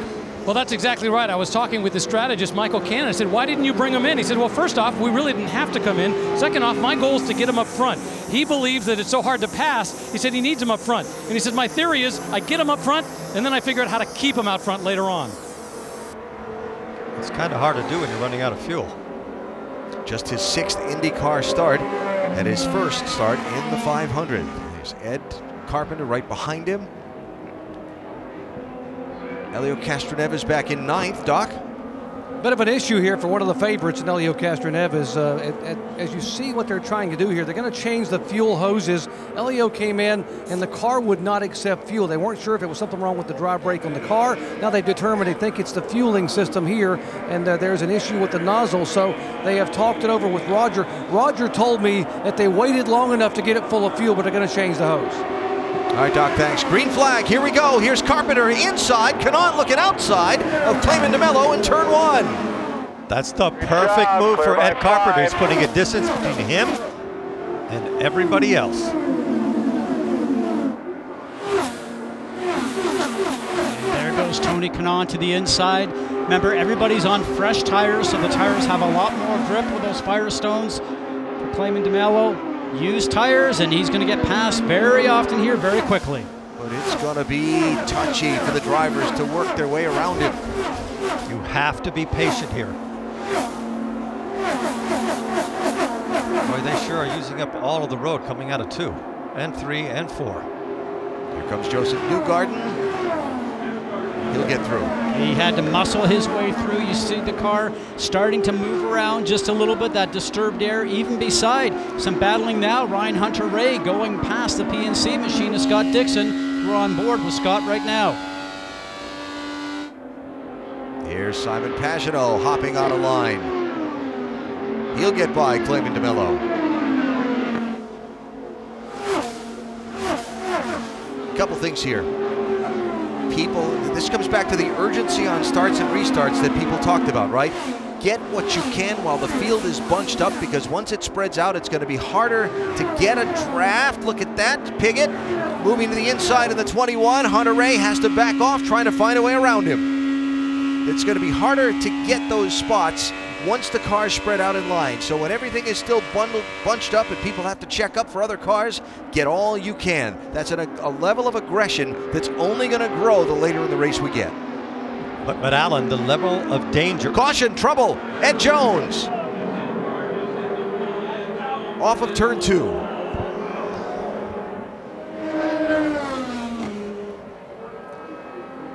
Last year, such a spectacular performance as a 500 rookie, qualified 11th, finished 3rd.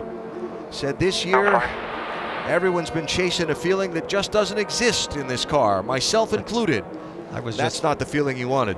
I was trying to finish a sentence before that accident happened, saying the level of danger trying to get past cars in those first 2 laps or first 4 or 5 corners is way higher than when it's just a battle one-on-one with somebody else. Because there's so many things that can go wrong. Now I'm looking forward to see what happened, because the tires are the inside tires that are broken, not the outside tires. So Jones out of his car, walked away toward the top of the screen. Wow. Oh, that's just loose. It's gone by the middle of the turn. He's not around anybody. When the back end comes around like that, it's called oversteer. So we're not sure if something broke or if the car was just loose going in to create that oversteer. But now on board, let's ride along and listen. Wow. I'm starting to wonder, guys, if maybe something didn't break there, because it was just a very quick little movement in the car. Either that or a very loose race car, and that's when the back end wants to come around, like I mentioned. And you become the passenger, Eddie, at that point in time, and very early in the race. Very disappointing. He was in a lot of dirty air and very low on the track when that happened. Was running in 24th position at the time, and so the yellow flag out for a 2nd time in this race. And this is what we talked about. Drivers being aggressive, leading to more yellows, leading to more aggression as people try and take advantage of the passing opportunities under today's extremely hot conditions in the Indy 500. 150 miles into this Indianapolis 500-mile race, couple of incidents. Takuma Sato and James Davison involved in the first one.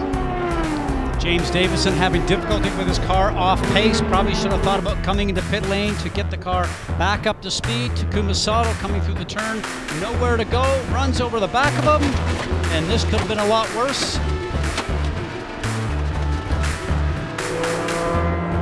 And so Sato's day is done. A few laps after the restart, Ed Jones, trouble in turn 2, put us under caution once again after just 3 laps of racing. And he just lost control of the car. We don't know if something broke or it was dirty air, but it was just there 1 second and sideways the next. Oh, yellow. And let's check in with Jan, who has Takuma Sato. Well, the good news is that Takuma Sato has been released from the medical center. You're okay, but that looked like a scary moment with a slow car Davison ahead of you. Yeah, I mean, looked like too much closing speed, and by the time I realized, I obviously back off everything. I even hit the brake. Just once you get an air pocket like that, it's just suck into it, and really unfortunate situation for both of us, and I really feel sorry for the team and the fans and all the supporters. I know James feels very bad about it as well, but did you get any warning at all from your spotter that you were closing so fast? Well, Robert and I were catching on the train in front in the pack, and once he got it, I could see obviously 2 cars in side by side, but by the time maybe James had too much in trouble and he had to back off and on the grey and get into the corner, I think speed differential is way too great, and I tried to avoid everything. Unfortunately, I couldn't avoid it. Tough day for last year's winner. Thanks. Thanks. All right, John, thank you. So a look at some numbers from the race so far today. And 5 lead changes and 2 cautions. Again, the car is different this year. Last year, the car punched such a big hole in the air. The draft and the slingshot was everything. The car this year has less of a hole in the air that it punches, and so it's kind of a throwback. The car's look itself is a bit of a throwback, and the way these drivers are having to advance on the track, a bit of a throwback also. You have to add one thing to that, and you're right about the draft. The other difference is they've taken a lot of downforce out of the car, so it's very hard. You're unstable when you're behind a car that's in front of you in the middle of a corner. It just doesn't handle as well as it did before. So the drivers don't have that downforce to rely on. We've almost gone back to the 90s or earlier, maybe even the mid 80s. There was a time when getting around this circuit without taking your foot off the throttle was almost impossible.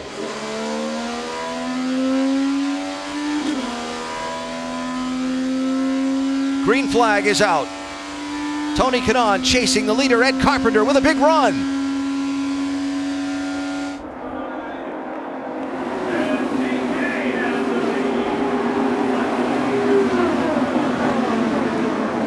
Crowd erupts anytime Tony Kanaan takes the lead. Anytime one of Foyt's cars takes the lead. So this is the first hard exam that Ed Carpenter's going to have to deal with. We'll see how he deals with Kanaan. Hunter Ray and Piggott. Hunter Ray backs off. Didn't quite have the position alongside. That's Sebastian Bourdais. Picking up a spot on Charlie Kimball, a little deeper in line. Bourdais 18, Kimball 23. Robert Wickens right behind them in the 6. Up front, Carpenter for the lead. Side clear. Well, Ed Carpenter, hometown boy, against Tony Kanaan. That didn't last very long. Fan favorite driver. Okay, so you got the jump on me on the restart. I'll show you who's got the horse today. Yeah.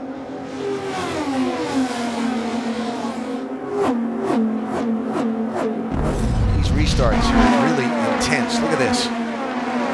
Oh, wow. That's Bourdais and Dixon. That's 225 miles an hour. Yeah, I'm just wondering if Dixon's tire might have got sliced by the wing. And he's down by the grass. Haven't seen that since Ryan Hunter-Reay was making the move and looking on the high side. Man, I'm glad I'm in the booth today. Kanaan is hanging with him. You think about Scott Dixon and what he went through in this race a year ago, and there he is, laying it all out there again. Why? To win the Indianapolis 500. Dixon running in 11th, Ed Carpenter running in 1st, Doc.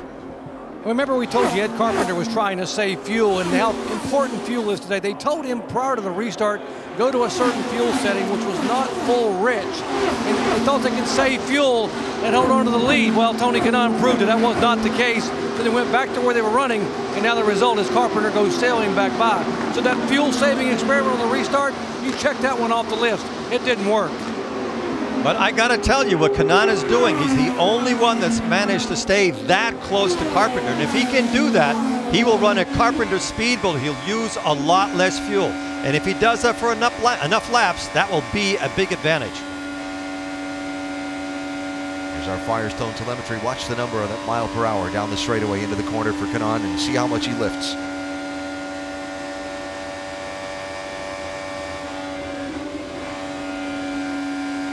Lifted a lot, but he's still right there. And you know, Eddie, that when you get back on it as aggressively as he did right there, you have confidence in the car. You're not tentative with it. That's a good sign. Yes, he got off the throttle, but it's the best that we've seen so far today.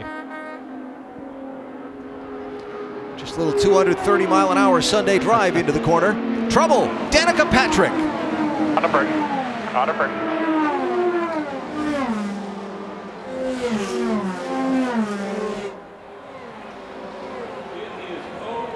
And that will be how her driving career at Indianapolis ends.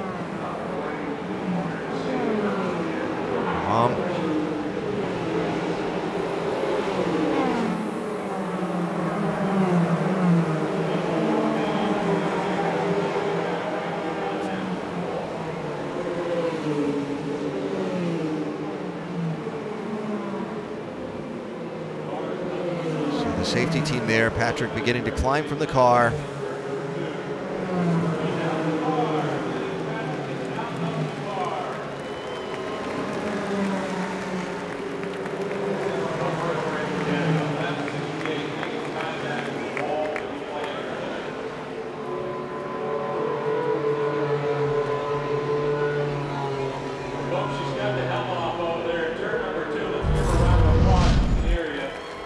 Top right.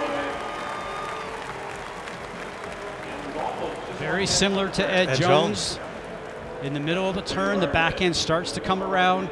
I thought that she was dealing with a car that was very neutral, too positive on the front. When we watched her earlier in the race, that means it's very difficult to turn into the turn because the back end wants to swap ends. Not sure if that's the case there, but looks very similar, as you mentioned, Eddie, to Ed Jones.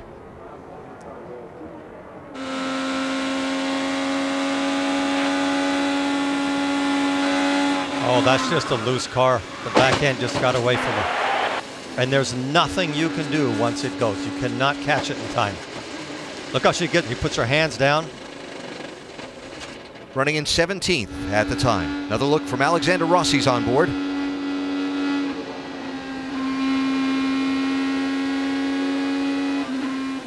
Good job, good job. That was Alexander Rossi's spotter telling him good job, because he missed the accident. And Bev Patrick, not what they were hoping for today. But what a career. Rick? Well, she had a very lengthy conversation with her crew during that last yellow. They were talking about the car and how it was doing. And one of the things she talked about was the fact that it got more unstable as they went into the run. Now, she was talking about understeer initially, but they were saying that she was saying to the team that it was just not doing what she wanted as the run got longer. And as you can see in this point, it did not work for her. When asked why she came here to finish her career at Indianapolis, Danica said that this was the place. This was the place that that made her relevant.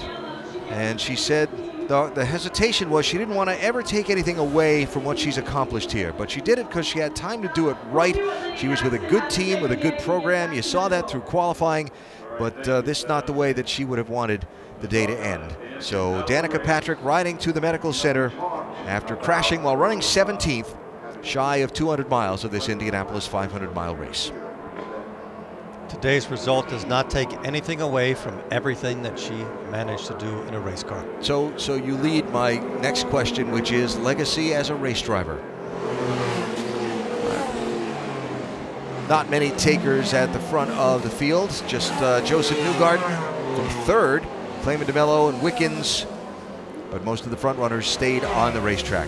We'll pick that up. I'm sure we'll hear from Danica after a bit. First, under caution for the third time in the Indianapolis 500. We're back after a word from your ABC station. The Snake Pit at the Indianapolis Motor Speedway during the 102nd Indianapolis 500-mile race. Our telecast presented by Firestone. A rash of crashes. 3 in 20 laps of racing have put us under the yellow flag for a third time in this race. First, James Davison having problems, and Takuma Sato could not avoid. That was at lap 48. We saw this one coming 3 or 4 laps earlier, Scott, because he was just going too slow, and sooner or later somebody was going to run into the back of him. Both cars out of the race. Then 10 laps later at lap 58, Ed Jones found trouble in turn 2. Got to the middle of the turn, the back end comes around. That's what we call a loose race car or oversteer, almost like you're sliding on ice. And the result was going into the wall, and then he now has a beaten up race car and is out of the race. Then Danica Patrick at lap 68. Now this is almost a photocopy of Ed Jones's accident. I don't want to put the finger on something and say it's one reason or another, but these new cars have a lot less downforce. And maybe when you get past center on it and the car loses its balance, it will just come unglued from the track, just like those two did. Ed Jones has been transported to IU Methodist Hospital in Indianapolis, complaining of a headache and neck pain. Further updates as they become available to us. So we're half a lap away from the restart, and we've seen trouble at both ends of the racetrack now. 2 of the incidents in turn 2, 1 of the incidents in turns 3 and 4, although the ones with the cars snapping around by themselves, both in turn number 2. Doc? Joseph Newgarden, one of the few leaders to come in and pit that time, and I asked Tim Cindric, president of Penske Racing, why you pitted off sequence. He said, well, 2 rounds of front wing to help the understeer. He said, but we're in our pit window now. We can make it on 3 more stops, so why not roll the dice and get off sequence a bit? We've changed the front end to make it drive better in traffic, and now we're in our window with just 3 stops left. Newgarden gave up 3rd position. He'll restart 20th here. Green flag with Carpenter and Kanaan again on a restart. really have enough momentum to get around Carpenter? Looks like he does, although Ed had the inside line. Will Power around Simon Pagenaud for third.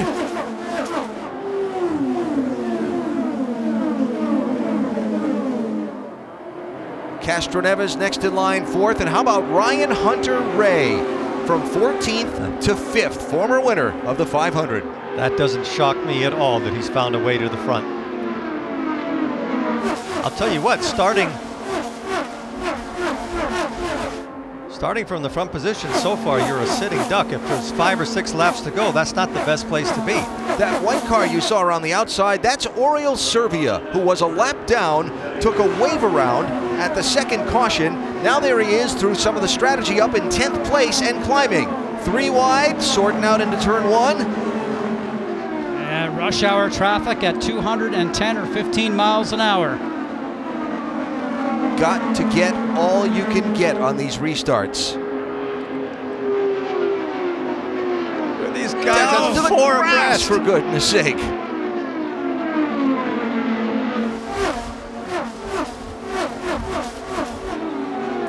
Rossi 27, blue and yellow car. Also done a nice job working his way forward. Remember, he started on the last row. He started 32nd. Alexander Rossi running in 12th place right now.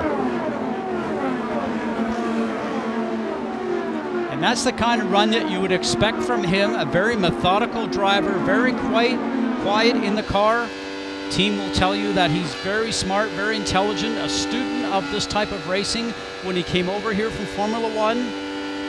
And he's the only driver this year to have dominated at a race. He qualified on pole in Long Beach and just drove away from everybody. I know this is not Long Beach, but that sort of confidence goes a long way to helping you at a long race like this one.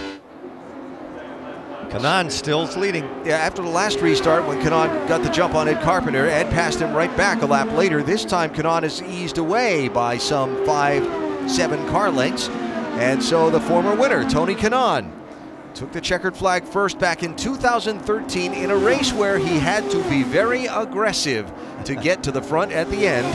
Do you remember what he said at the end, the last pit stop? I am going. It was like Babe Ruth pointing to a certain part of the baseball field saying, that's where I'm going to hit it. Yeah.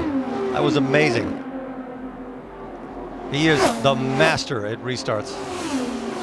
Tony in his 21st season of IndyCar and his 17th 500-mile race, Rick.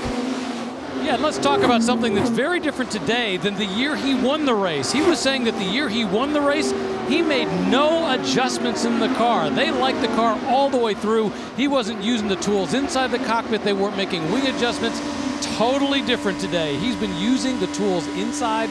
They've been making adjustments outside. It's not an easy run to the front for Tony Kanaan in this race, but he doesn't care as long as it gets him to the end at the front of this pack. Yeah. As this race gets longer and longer, there's another advantage that goes to Tony Kanaan, and he has an incredible physical condition. He's a triathlete, and I think the heat that we're supposed to see today, it's only 123 degrees right now. On the track. On the track. Well, that's the only bit that he's really interested in. Yes. 88 degrees outside right now. Track temperature 123 degrees. And this place is so big, the track temperature is actually different from one end of the racetrack to the other. Where Kanaan is headed right now, turn 3, it's 130 degrees of track temperature. Turn 4 is 127. Down at the other end of the speedway, turn 1 at 119, turn 2 at 117. Angle of the sun, shadows from grandstands, things like that. And cloud cover. But it affects how your car performs and that magic level of grip you're seeking to try and go as fast as you can around the Brickyard. About to hit the 200-mile mark in the Indianapolis 500-mile race. Tony Kanaan out in front. There's your top 5. Tony Kanaan, the race leader of the Indianapolis 500. You ride with Joseph Newgarden, whose team just made a little strategy play. Download IndyCar Mobile and access exclusive live in-car cameras, hear driver and pit crew chatter and more only on Verizon. Newgarden back in 20th place. Remember, he gave up 3rd at lap 70 for a pit stop when most of those running at the front of the pack around him did not stop. Now under green, in the next several laps, we're going to begin to see some of those front runners begin to filter onto the pit lane, barring another quick yellow. And Newgarden, a little check up there off of turn 2. Rick? Well, if you're looking for the unfair advantage in the Penske team, it's all the little things. For example, check this out. It's a portable air conditioner that they have here in the pit. It actually sucks in the air here, blows cold air out here. So if the crews are feeling overheated, they can come, put their face in this, put their hand in this, maybe put their uniform up to it, cool themselves down, because it's so hot out here on pit lane. Remember, this may be one of the hottest 500s ever, that if you need to cool down, the Penske teams have that little extra advantage that other teams don't have. And you just happen to coincidentally find it and stand there and be reporting on that car at the moment. Very, very good. Smooth move there, DeBrule. Smooth. Yeah, both Alan and I looked up, and the Firestone information is giving us an ambient temperature of 92, track temperature of 124, and he talks about the crews.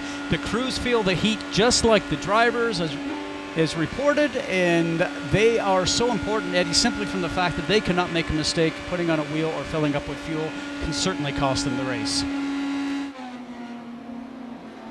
Tony Kanaan has a 1.5-second lead on Ed Carpenter. Will Power runs 3rd. Simon Pagenaud 4th. Helio Castroneves is 5th. So these front runners like Kanaan last pitted at lap 50. 30 and change lap fuel window, except they also had laps of caution because of those 2 crashes since they stopped. So they stretch that out a little more and begin to readjust the window. But look at the gap this front 6 is put from 7th place on back. Have you noticed that none of them are stuck nose to gearbox? There's a big gap between every car. There's Hunter Ray, and there, all the way back, is Marco Andretti, and then Spencer Pigot from 8th place on back. Really separated the field after this last restart.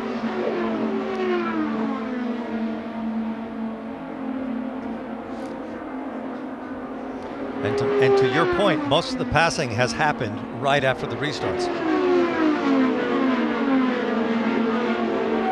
This is the time of the race where I was making sure I was giving information back to the team. We talked about the ambient temperature now being the hottest at 92, track temperature starting to increase. Give the information back to the team of how your car is working, how it's handling. working and changing the tools inside the car, getting your car working better is so important as Tony Kanaan works his way around Jay Howard. Put Jay Howard down a lap, riding on board with Jay. Jay does so much for young racers up and coming, runs the most successful Formula 4 team in the country right now, leading the championship, works with karting kids, and he is certainly looking in his mirrors right now as the Penske cars are starting to swallow him up. Why did he slow down between 3 and 4? You own that corner. Don't lift up like that. Let him pass you on the exit of 4, not between those 2 corners. You're the ones that have driven race cars. Is that Kanaan pulling over to signal he's going to pit? That's what the drivers have been instructed to do. That's what they've told us. To signal the other drivers. Wow. That was dicey. To swerve to the left on the backstretch. It's not over.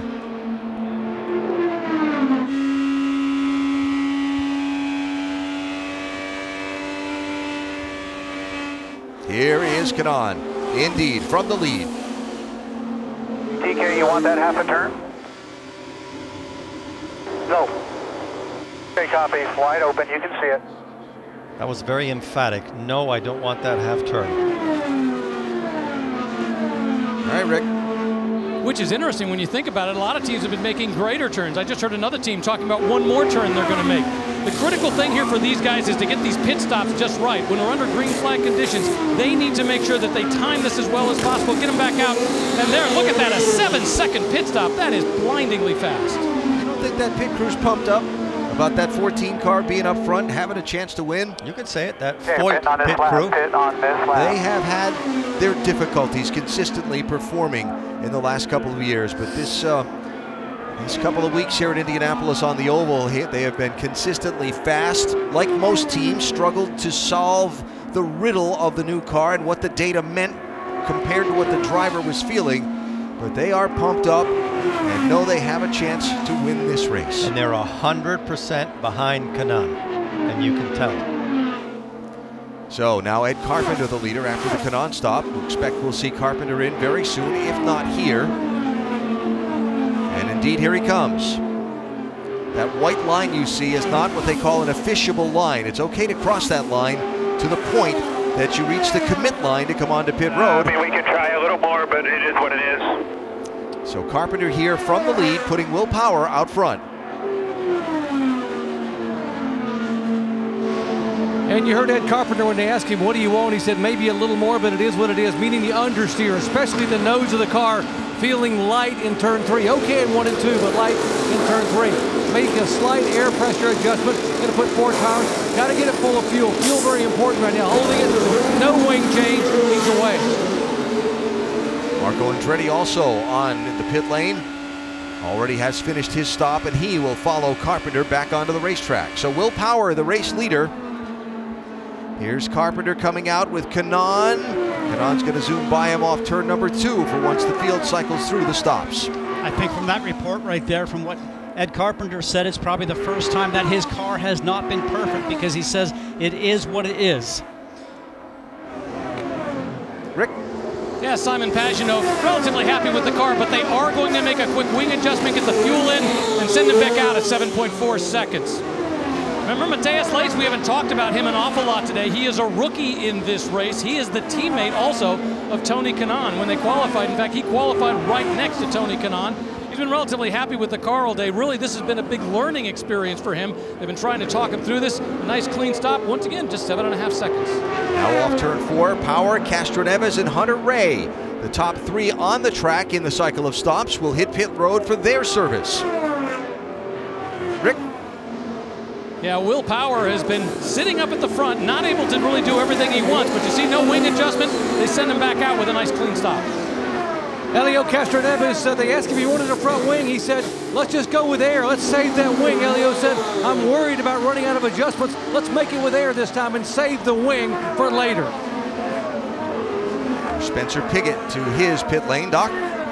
Spencer Pigot probably has had the best car the last since Carb Day he's had all month long. Had a little bit of an issue with the GCU, meaning the gearbox control unit. Had to shut the car off and refire it during the yellow, but thus far he said the car really handling pretty well, other than just a slight understeer. Watch out for Pigot. good fuel mileage, good handling car, and a young, aggressive driver. Yeah, Doc, watch out for him to come back to see you in just a minute. Pit road speeding penalty will bring the 21 in for a pass-through penalty. Here's Scott Dixon from the lead, along with Alexander Rossi. Doc? And keep an eye on Dixon. They said his drink tube is not working. They may have to give him water. How about a driver sitting in this heat, not being able to drink? Now the tires are needed, and obviously air pressure for a little bit of understeer. We're going to watch and see if they can service the driver or not. Dixon said, I may be okay. They added a little bit of water inside, gave him a bottle. He is away. No other adjustments. Well, that's one of the worst things that could happen to a driver today, not involving a crash, is for that water system to not be working inside the race car. Absolutely. And where your training comes in. Exactly, for those drivers, because they train so much. Scott Dixon with the best outfit in town, Pit Fit. He works harder than probably anybody else. The trainers over there will tell you. But the water bottle system, as we watch 64 with Serbian pit road, 4 tires, putting in some new fresh Firestones. Fuel in. He had cycled up to the lead. Remember, I said he was a lap down earlier, took a wave around on the lap 50 caution, and the next caution allowed him to catch back up to the field and get back in sync. Danica Patrick has come from the medical center and is with Jan. Has just walked to my position here. Very emotional. First of all, Danica, are you okay? Yeah. What happened in turn number 2? It looked very similar to what happened to Ed Jones just a few laps prior. Yeah, the first thing I said was I'm not sure really what happened. So it just seemed to come around, and it seemed pretty late off the corner. So I don't know. They said they looked back at the data, and it was kind of like a little lift in the middle. It was a little bit of understeer, and then back to it, and it just swung. So, yeah, you know, I mean, today was really disappointing for what we were hoping for and what you want for your last race. But I'm grateful for all of it. So, wish I could have finished stronger. Are all the emotions you're dealing with specific here to Indy, knowing that how much of a difference that made in your career, or now that you're looking at an entire career that's wrapped up? Yeah, it's an entire career. I mean, but, you know, what really launched it was this. So it's both of them. You know, I've had a lot of good fortune here, and did still have some this month. It just didn't come on race day, but we had some good moments. You definitely did. Thank you, Danica. Thanks. Obviously not the way she wanted to finish. Tony Kanaan back on pit lane so soon, Rick. Yeah, apparently he has a puncture in the right rear, and this is really going to put a major dent in his effort to win this Indianapolis 500. Not sure what caused it.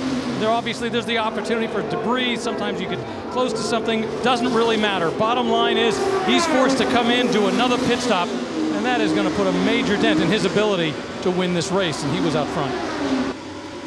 Well, the thing they have to focus on is that we're just coming up to the halfway mark of the race, so they have time to try and catch one of those wave arounds or get cycled back onto the lead lap and try and see what they can make happen. In the cycle of pit stops, Graham Rahal is currently the leader. He started back in 30th place, last pitted 30 laps ago. We should see him on the pit lane fairly soon. So Danica Patrick's driving career is done. Said she wanted to be remembered as a great race driver. I think it's fair to say she showed us she was.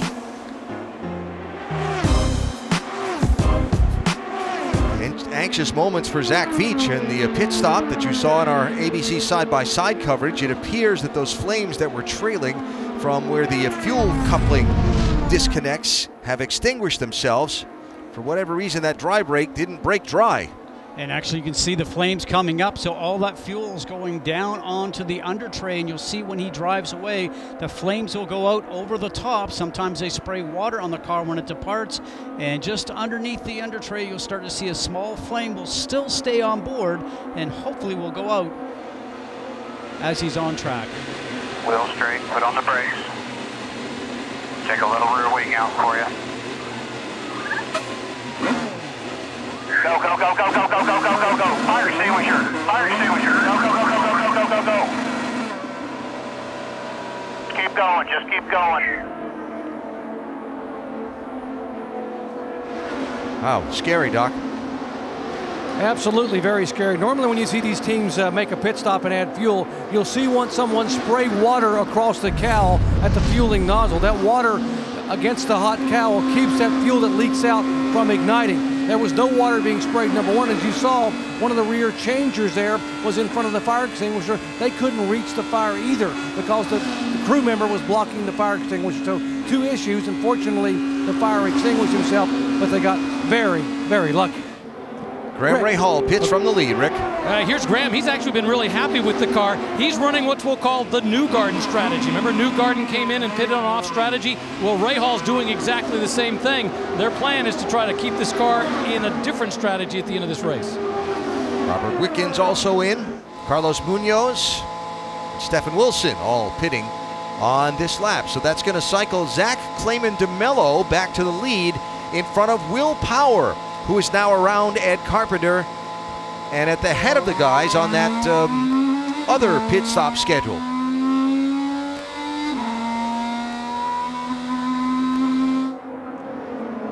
So there is Clayman DeMello for Tony Kanaan. An important pass here if he can make it, because he is the first car 1 lap down. If he can get around Clayman DeMello and then catch a caution, he's back on the lead lap and back in the cycle. Very unlucky with that flat tire. I think the other car is going to be coming into the pits. Clayman DeMello pulling left to signal to Kanaan his intent. We'll put you a lap down.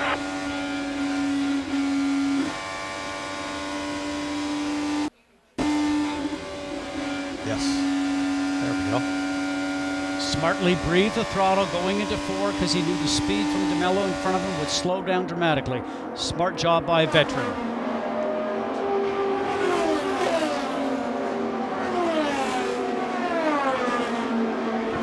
Rick?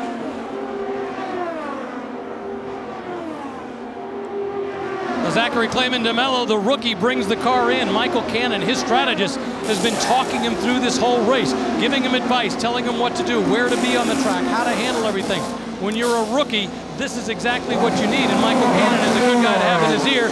Not a quick stop, 9.4 seconds, but the job here for a rookie is just to get out cleanly.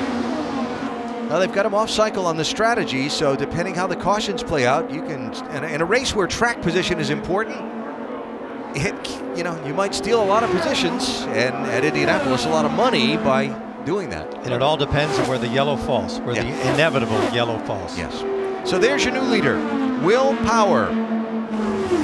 37-year-old from Australia, originally now living outside of Charlotte in his 11th 500. He drives for Roger Penske. We said before the race, when you drive for Roger Penske, you are expected to win the 500. The only thing that's missing for him is an Indy 500 win, because he has won everything else. And he's definitely on a road course, one of the fastest qualifiers. Always a good fun to watch. Will struggled en route to becoming a champion of this series because his oval track racing wasn't what it needed to be. Solve that riddle. Is a champion, is a contender to win this Indy 500, Rick. Well, yeah, and think about this. So Will Power talks about the fact that in 2015, they had a great set of cars. This year, he said he feels the cars are as good as they were in 2015. He lost that race. He finished second to Juan Pablo Montoya. Well, this year, his strategist, John Boslog, is the same strategist who was the strategist for Juan Pablo Montoya in 2015. So Will goes into this race thinking he's got a little extra advantage knowing what happened in 2015. I have talked with Will on several occasions over the last week and a half. Will has been as calm could be, as quietly confident as confident can be. We're in the envelope. Yeah, it's good. Everything's great. No, I think we're on top of it. He's a man who knows what he's looking at in this race and hopes at the end of the day he's got a really up-close look at a brick that he'd like to plant a big old kiss on. Around. Will Power is the race leader. There are several stories of this day to talk about. One, the final race of Danica Patrick's career. Of course, coming here after running at Daytona earlier this year in the Daytona 500, saying the Danica double would be her last race. That not the way she wanted the final drive of her racing career to end, but a crash into the outside wall in turn number 2 at lap 68 would be the final circuit. Her mom Bev looking on. Danica did climb from the car and was okay. We did hear from her earlier. Patrick is done and will finish in 30th place in this, her last Indy 500. You saw during our side-by-side coverage Kyle Kaiser's first Indy 500 come to an end for the Juncos Racing team. Mechanical issue has knocked the youngster from Santa Clara, California from the field. So that gives us now 5 cars out of the race. Of the 33 starters, 4 of the 5 by crashes. Ed Jones, Takuma Sato, James Davison also out of the race in accidents. So lead lap, 22 of the 33 starters. Most laps led today belongs to Ed Carpenter. He was the dominant driver of the opening 150 miles of the race, and then he got passed by Tony Kanaan after a couple of restarts. The first one he got the lead right back. The second one he did not. Now Carpenter 4.7 seconds behind Will Power, with still a long ways to go in this race. And we talked earlier in the show, drivers are going to be worried about the performance of the car over 500 miles, chasing track conditions, chasing the heat that we have here. Eddie, is no different than when you and I drove. Communicate back to the pit lane, tell them what you're feeling inside the car, make the car fast and comfortable for you. As Rick Mears always did here, the 4-time winner, he wanted the fastest car that he had of the day at the very end of the race. But I think this is a different race than what we've seen in the past, in as much as these cars are very sensitive to changes. When they're behind somebody, they have a lot of push. But if you start tuning for that too much, you can get caught out like Ed Jones and Danica Patrick did, where they just lost control of the car. And they were both talking about push, but what actually happened is they looked like they overcorrected and it went the other way. So you can tune for being in front, or you can tune for being in second place. And the next thing that we've learned is that whoever's in the lead of the restart, you're a sitting duck that first corner. Some traffic here for the race leader. Next weekend, a doubleheader in Detroit. The raceway at Belle Isle Park, the Verizon IndyCar Series Detroit Grand Prix presented by Steel, Saturday and Sunday. Next weekend, 3:30, both days on ABC. Will Power for Team Penske, out in front. 300 miles in the books. Back after a word from your ABC station. The Indianapolis 500-mile race just across its 300-mile mark here in Indianapolis on a 93-degree day. It is a steamy one. There is your leader, Will Power, who got caught up in a little bit of traffic, saw a 4-second lead shrink to 1, now has built it back up to 3 seconds after clearing some of those lap cars. So there's Power. 49 would help. 49 would get us another lap. Is it going to be worth what we lose in speed? Yeah, that's what everybody else is doing. So that's Ed Carpenter's team radioing him about a fuel number that they would like him to hit before he has to pit the next time. So Carpenter just ahead of Simon Pagenaud in the 22, who runs third, former series champion. Another one that's been very quietly confident throughout the week of oval track practice here. Then it's Ryan Hunter-Reay and Helio Castroneves, 4th and 5th. Hunter-Reay right there, moved up nicely. Don't count him out. He sure knows what he's doing to try and win this race. And Marco Andretti just made a move to pit lane. Yes, and he's been happy with the car, but this is a little out of sequence. If you stop now, you'll have 2 more stops till the end of the race. Ryan Hunter-Reay, for example, his teammate, they've just told him, we only expect to make 2 more stops to the end, so they're giving him a fuel number. But look at this, he's chasing down Pagenaud. Helio Castroneves there, back in 5th place. Cycled as low as 23rd in some of the green flag pit stop cycles that we've had during the course of the race, but very solidly there all day, though not really contending for the lead at any point in the race. But he's gaining knowledge. He's figuring out where to put his car, and if he's in the top 3, he's somebody you're going to have to race against. And what I liked earlier is that he said he didn't want to use the front wing any further. He wanted to make the car better by going on tire pressure. That was a smart move because it gives him the wing later on in the race. Riding with Scott Dixon, running 6th.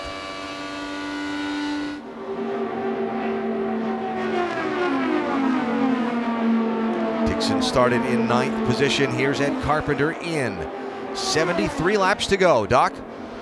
And very interesting, they're really wanting him to hit a fuel number, and you got to be wondering if they're thinking about maybe getting some yellows and somehow pushing the envelope and making it on 1 more stop. They talked about that yesterday in the garage. Here he is for a stop. They didn't talk about making any wing change. They mentioned air pressure, basically just trying to stay out of trouble and get good fuel mileage. 7.4 seconds for the pole sitter. Mateus Laced also on and off the pit road with Ed Carpenter on this lap. Simon Pagenaud is going to peel off and hit the pit lane along with Helio Castroneves. So the Penske team cars in here. We're on a 55-lap green flag run at this point since the last restart. And here they're in with 72 to go, Rick. Yeah, Simon Pagenaud was actually complaining of a vibration just a short time ago. And they said, look, we're going to pit in just 2 or 3 laps. Can't do anything about it right now. That might explain why he wasn't doing as well as he could on the track. Nice quick stop, Doc. Helio Castroneves, Roger keeps talking about what a great fuel number he's getting. A little slow leaving the pit there, probably cost him an extra second or so, but Roger said, I'm very impressed, Helio. Great job with the fuel. And from the lead, Will Power heads for the pit lane. Ryan Hunter-Reay will take over the #1 spot. Power working his way down toward his crew, Rick. Yeah, Will Power, actually, they made some adjustments on the car in the first couple stops, but they did not make any adjustments on the last stop. They also were talking about fuel. Will Power came on the radio and asked the team, did he need to do anything with regards to fuel? They're like, nope, you're good. Keep doing it the way you're doing. 7.1 second stop. Great pit stop for 7.1 seconds. When drivers are coming in the pit lane, you see them reach up to their helmet and tear something off. That's a clear, thin visor strip that gets dirty as they're running. They take it off during the pit stop so they have a clear track ahead of them to be able to see out the visor. Ryan Hunter-Reay following Max Chilton down the pit lane. Jan? With an incredible charge through the field. Look for Ryan Hunter-Reay. They're going to add a half turn of front wing, and they have been coaching him, giving him a fuel number. Team says he doesn't necessarily have the fastest car on his own, but he's obviously making hay when he is in traffic.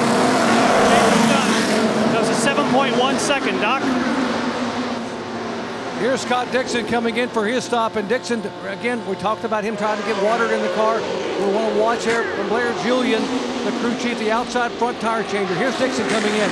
They want to be flawless here. Would love to be in 7.2 seconds or less. Watch the clock, left lower part of the screen. 4 tires on, Dixon away. Pretty good pit stop for Dixon. Tony Kanaan, Alexander Rossi also on and off the pit lane under this lap. Remember, Kanaan leading the race earlier, made a pit stop, then had to come back in after he suffered a puncture that set him back at the tail end of the lead lap. So Sebastian Bourdais is your leader in that 18 car. He's running just behind Conor Daly, who is now on the tail end of the lead lap with this cycle of pit stops. Joseph Newgarden runs second, Graham Rahal third, Robert Wickens fourth, Carlos Munoz fifth, all of them on an off-pit strategy from what some of the leaders like Power and Pagenaud and Carpenter have been doing. And these different strategies have put a Honda engine in the lead with Bourdais, so we'll see how strong he is towards the end of this run. All the drivers are working out a plan in their head as to what they need, just like you've been saying, Scott, handling-wise. That was Bourdais' radio saying pit this lap, so we'll see him in. Oriol Serbia just on and off the pit lane.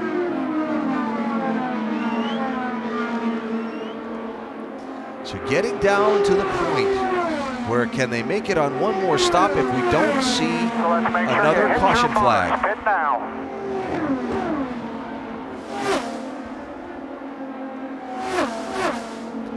Driver's going to slow from 200 miles an hour down to 60 while going through the opening between the pit wall and the inside wall. Check your brake, check your pit speed, pit lane, top of the chute. And then find your pit box among the maze of crews and cars.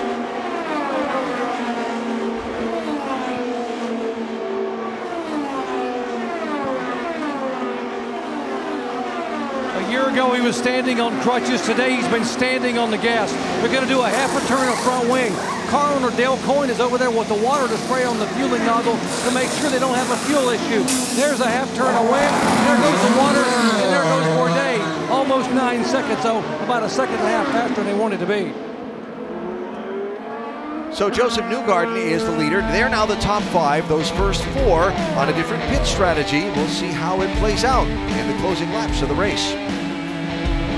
Trouble, Sebastian Bourdais has crashed and the yellow flag is out in the Indy 500.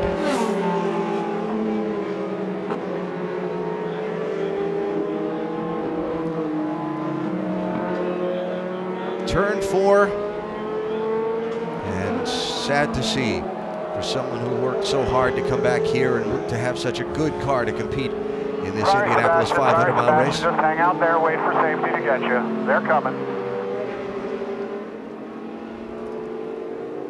So this the 4th caution of the race. Wow. These cars are so difficult to control when they're on the limit. When you're behind somebody, you get caught up in dirty air and you have a little bit too much steering in. He just had a tank slapper. Whereas the last years, you'd have had 800 to 1,000 pounds more downforce to help you. Look at that. He just barely got sideways and then lost control. This is all happening at 220 miles an hour. The cars being so safe today. You see that white barrier that we have in front of the concrete wall? The safer barrier that we see on the upside there. Watch the steering wheel right now. Almost he corrects caught it. I almost got it, I almost got it. It comes back the other way. I've lived that. Then it starts to go into what you call, Eddie, as you mentioned, a tank slapper. Now you're along for the ride. And you want it to go into backwards. That safer barrier that's put there. Designed by the Indianapolis Motor Speedway. Steel and foam energy reduction really helps soften the blow to cars hitting the wall. So thinking forward as to what they're going to use, they've got to get the right sort of amount of downforce on the front. 61 laps to go. Someone said they needed a caution to make it to the finish on fuel. We'll talk about that next. Cleanup continues here at Indianapolis Motor Speedway under the 4th caution of the 500-mile race after Sebastian Bourdais crashed in turns 3 and 4. The leader is Will Power. Tony Kanaan is on the tail end of the lead lap now and will get to take a wave around the pace car and rejoin the end of the pack and the lead lap after having that flat tire while contending for the lead earlier. Jan, this caution and the timing of it really kind of sets up a strategy scramble to the finish for some folks. Yes, it does. And you mentioned that there was a radio communication of someone who needed a yellow. Well, that was Marco Andretti. So this gives him an opportunity to get back on cycle. It also helps his teammate, Ryan Hunter-Reay, who was saving a bit of fuel. Now he'll be able to go use more fuel and get speed on track. Alan? All right, so it'll be interesting to see. Some of the people stopped with about 70 laps to go, 59 to go now. Who's going to win the Indianapolis 500? Still very much in doubt. 57 laps to go in the Indianapolis 500. Our telecast presented by Firestone. ABC Live at the Indianapolis Motor Speedway for the 54th consecutive year. What I called a tactical race earlier, certainly playing out that way now with this amount of time left. Rick? That's exactly right. You know, it was a dicey situation for Will Power on fuel. They were hoping they were going to make it. Now with all this yellow, I just checked with the strategist, John Boslog, and I said, one more stop. Can you make it that fast? And he nodded his head, thinking that's the plan. Interestingly enough, point out the Power pitted later than the people behind him, a lap or two later. By the way, they just gave him one bit of advice. Drink out of the bottle. Yeah. Well, let's check in with Doc. This yellow, a huge break for Ed Carpenter. I just talked to Tim Broyles. They would have been very, very close and probably would have been a lap or so shy of making it. With this yellow now, they can stretch it to just beyond lap 165, and if they're careful in the draft, they can make it on one more stop on fuel. They know they got the horsepower and they got a strong car. The question is, would they have fuel? This yellow may have given them enough fuel to have a shot to win this race. Again, with the variable settings, engine mappings, fuel consumption rates, and so on, how fast can you go and still have the fuel to make it on that one more stop if we don't see any more yellows? Well, the other side about that too, Alan, is not just the fuel to make it, but you have to go racing at the end of it. You need 100% fuel, 100% horsepower. If you're throttling back and the guy behind you has fuel to burn, you're a sitting duck. Here we go, restart with 55 laps to go in the race. We'll see how Power does at this restart, because every time Carpenter was in front, he lost the position. Hunter-Reay with a move on Pagenaud. Pagenaud fends it off.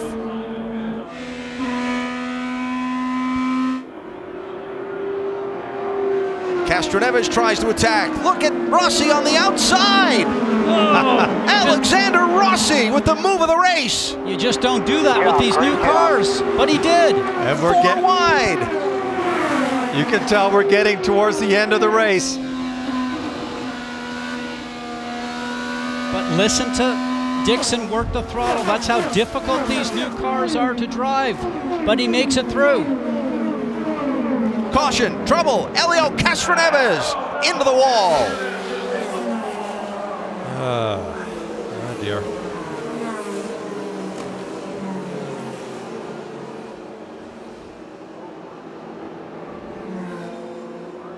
Castroneves racing in 5th position and now crashed out of the race.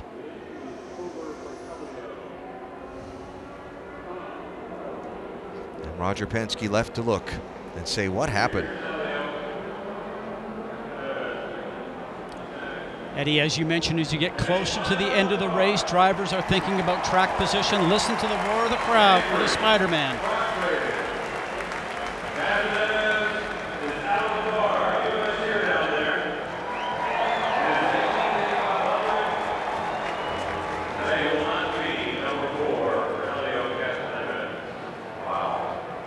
Let's hope we see him again at the Speedway.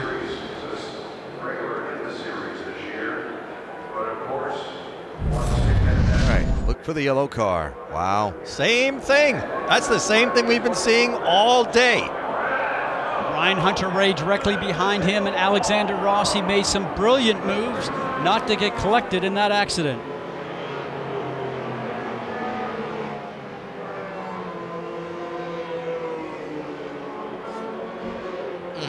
Back end's light, it comes around. You cannot control that.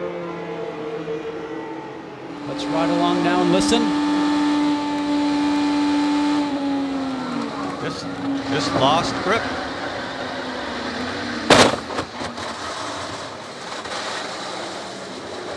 Oh, so difficult as a driver because you know you're backwards and you're about ready to hit something. You just sit and wait. Now, this will be a good view from Hunter-Reay. And this, folks, this is just reaction. This is no thinking. The smoke is there, you dive through it, you hope you've gone to the right place. Spotters up top are yelling to their drivers, go high, go low, and he is clear, he made it through safely. This new car is very unforgiving.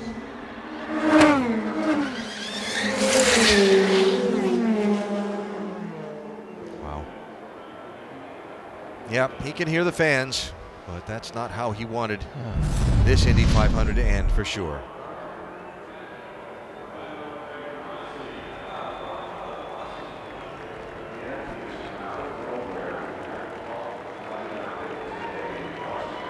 Now Rick Mears in the white shirt, one of the spotters for Castroneves and a 4-time champion,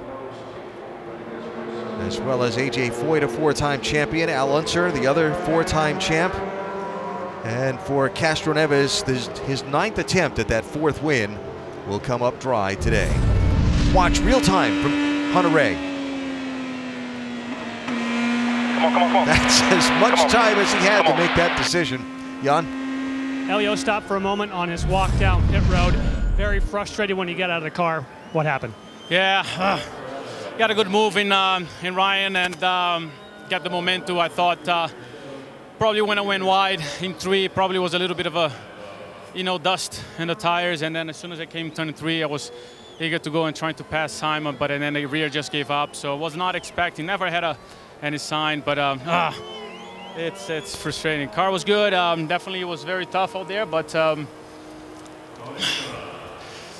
please, Roger, we got to go back. I know you want to come back. It looked like everyone turned up the juice there on that last restart. Now it's getting serious. Yeah, of course. I mean, it's 60 laps to go, 50 laps to go. Now I start pushing and we're saving fuel, and yeah, people start like going for it, and that's why I saw the opportunity. That's the time to go, but misjudge a little bit the tires. All right, everyone here also, Elio, wants you to be back as well. Safety crew trying to get Elio to go take the trip to the medical center. Castroneves wants to go down and talk to his team first, and we appreciate him stopping to talk to us. So, 5th yellow flag of the race is out for the 4-time champion Elio Castroneves. Cleanup underway. We're back after a word from your ABC station. Speaking of coverage, Elio Castroneves, a popular guy here, getting a lot of coverage on his walk back to the medical center after crashing out of the race. Crashing has been a theme of the day in this 500-mile race. There have been 5 different accidents in the race so far, one involving Roger Penske's driver that he was calling the strategy for. And really, it's been the story. This new IndyCar proving as difficult for the drivers on a hot day like this as some of them speculated it might be. And we saw Takuma Sato run up back of James Davison. You can see he goes up for a ride. James Davison just going too slow for the pace. Takuma Sato, no place left to go. Car slid up and caught the back end and went up and over the tires. Ed Jones involved in trouble off turn 2.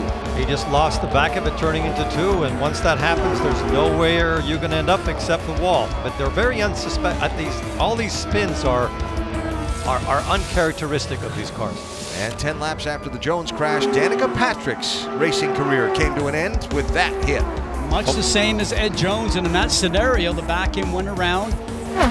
As we mentioned, very similar to the previous accident, but there she climbed out of the car, one of the most popular drivers that we've had in any sport, NASCAR or IndyCar. Little trouble on pit road for Zach Veach. Yikes. That could have really gotten ugly. All able to manage that situation effectively, but difficulty with the dry brake, spraying some fuel on the hot car, but no one hurt. Sebastian Bourdais in a crash at lap 138. He almost caught it, then it got away from him, and he spun many times before he hit the wall, which is always good because it takes off speed.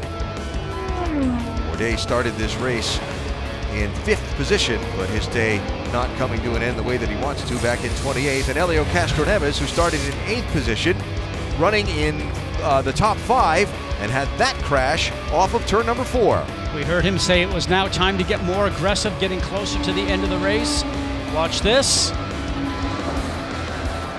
As a driver, you're waiting for the impact. There it is. And Roger Penske did say to Helio, if you win the race, I'll bring you back next year. You heard Helio say, Roger, during the interview, please bring me back. So let's see if he returns back in 2019.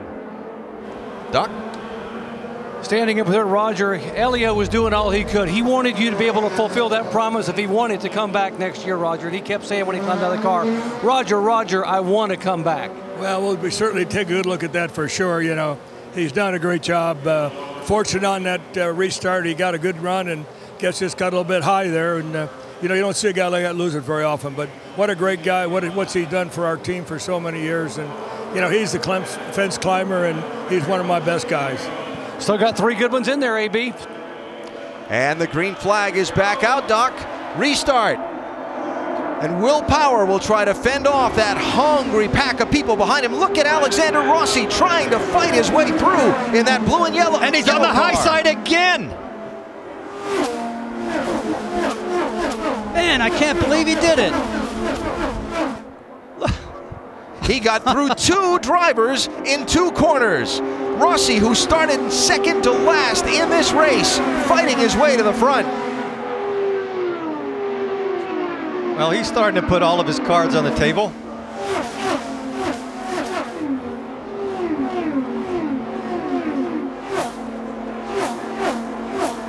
Oh, trouble into the wall. Sage Karam. And another caution flag. But what a brilliant piece of driving. Caught the car, brought it back, put it up against the wall. And this is going to be a longer cleanup.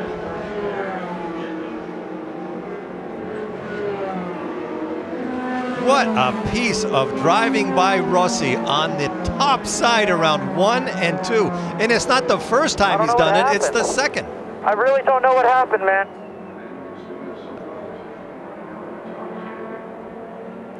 Well, let's see if we can find out what happened. As the young driver from Nazareth, Pennsylvania found the wall. Same thing that happened to everybody else. Wow. Back end started to come around. Got loose, he caught it halfway through the turn. But when he hit the wall, it just ripped that right rear tire off the car. And after that, once you hit the wall, everything starts coming off. That started before he came into view. Riding along with Scott Dixon, looking forward. Oh. I'll tell you, There is some wild stuff going on in these restarts. Anytime it gets closer to the end of the event, Eddie, as you mentioned, drivers are all thinking about track position. You want to get further up in the field as far as you can because these cars are difficult to pass with, and everybody knows it's getting time to put the show on. The worst part of that accident was that rear tire bouncing around. Yeah, without question. But Sage Karam's day is done in this 500, and the car count back in the garage continues to rise after a series of incidents scattered throughout the race. Will Power is the race leader under yellow with 45 laps to go. Marco Andretti's view of this 6th yellow flag. Very intense late stages of the Indianapolis 500, a race a year ago where big drafts and slingshot passing were the norm. Today, the cars with less downforce requiring a delicate balance, requiring the drivers to have incredible touch. Who'd have thought Alexander Rossi, after a problem in qualifying, would have started in the middle of the last row and now be in 3rd place with 43 laps to go? Very aggressive, just driving the car wherever he wants, high or low. That means the driver has a lot of confidence with the car underneath him. Look at this, down to the grass below Sebastian. Unbelievable. This is the move of the race right here. Look at all these cars he passes on the outside. The outside is slippery, it's full of dust, and he keeps on going and barely makes it.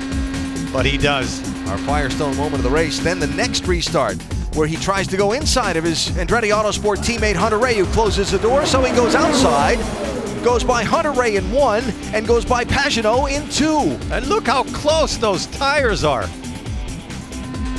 All this at 215 and 20 miles an hour. And this is the area where everybody has been spinning. Oh, look at that. How fun is that? That's an incredible mixture of talent and just raw courage. Well, they have this 27 car spot on for their driver, who's taken everything he can out of it, Jan. Yes, they do, and that's thrilling for us. I don't know if it's thrilling for Rob Edwards on the radio. That's some crazy time driving around the outside. Obviously, the car's working well. Yeah, car's working well. I mean, obviously, when we were back in a lot of traffic earlier in the race, it was hard to know exactly what we had. But you know, now we've got a few less cars around us.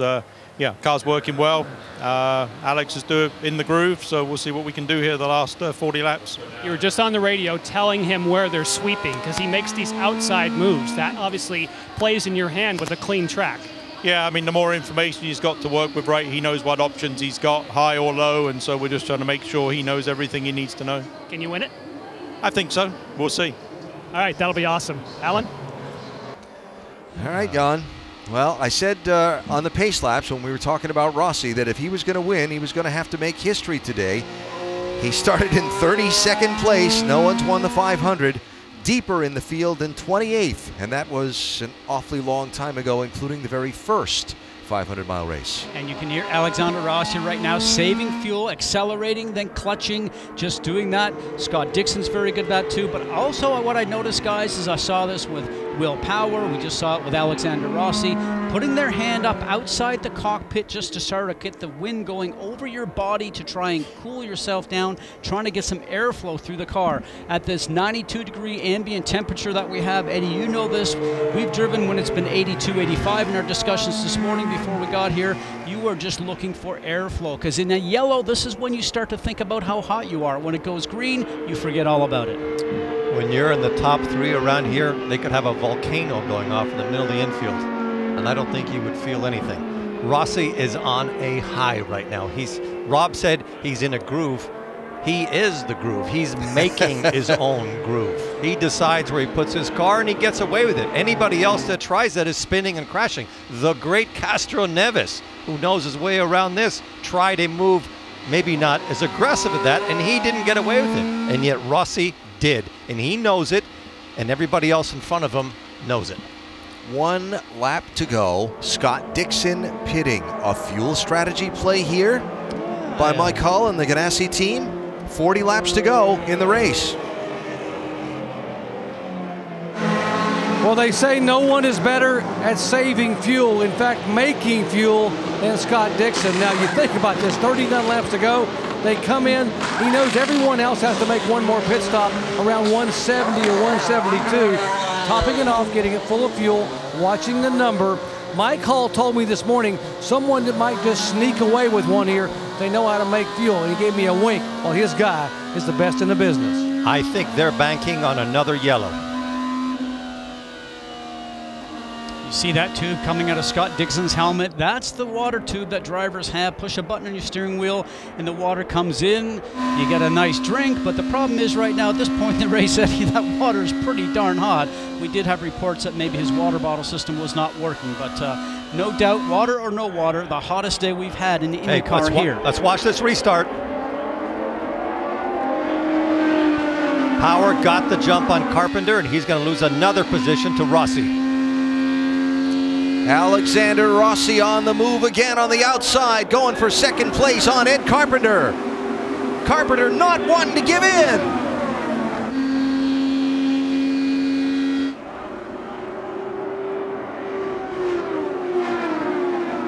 Rossi is still in Carpenter's gearbox, leaving 2. Whoa, big slide there for Matthias Laced. Wickens had to check up. Look at Kanaan. Tony Kanaan trying to blast his way back toward the front. In the 14 car. Oh, God. Are you kidding me? This is insane.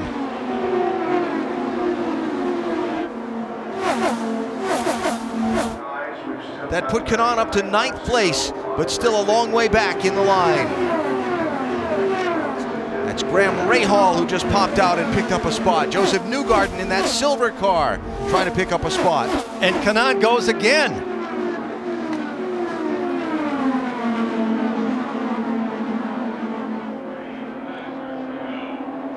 So now you're someone like Rossi or you're someone like Kanaan. You're trying to get all you can. Or are you backing off on the fuel so you spend, for Rossi for example, so you spend less time sitting still on the pit stop you know is coming and see if you can gain some track that way. Go for broke. Interesting to see some cars can run that higher line, that second groove that's starting to come in. So the white car, Oriol Servia, doing that a little bit a moment ago. I was really surprised once this track starts to come in with that higher groove. Maybe they will have an option up there.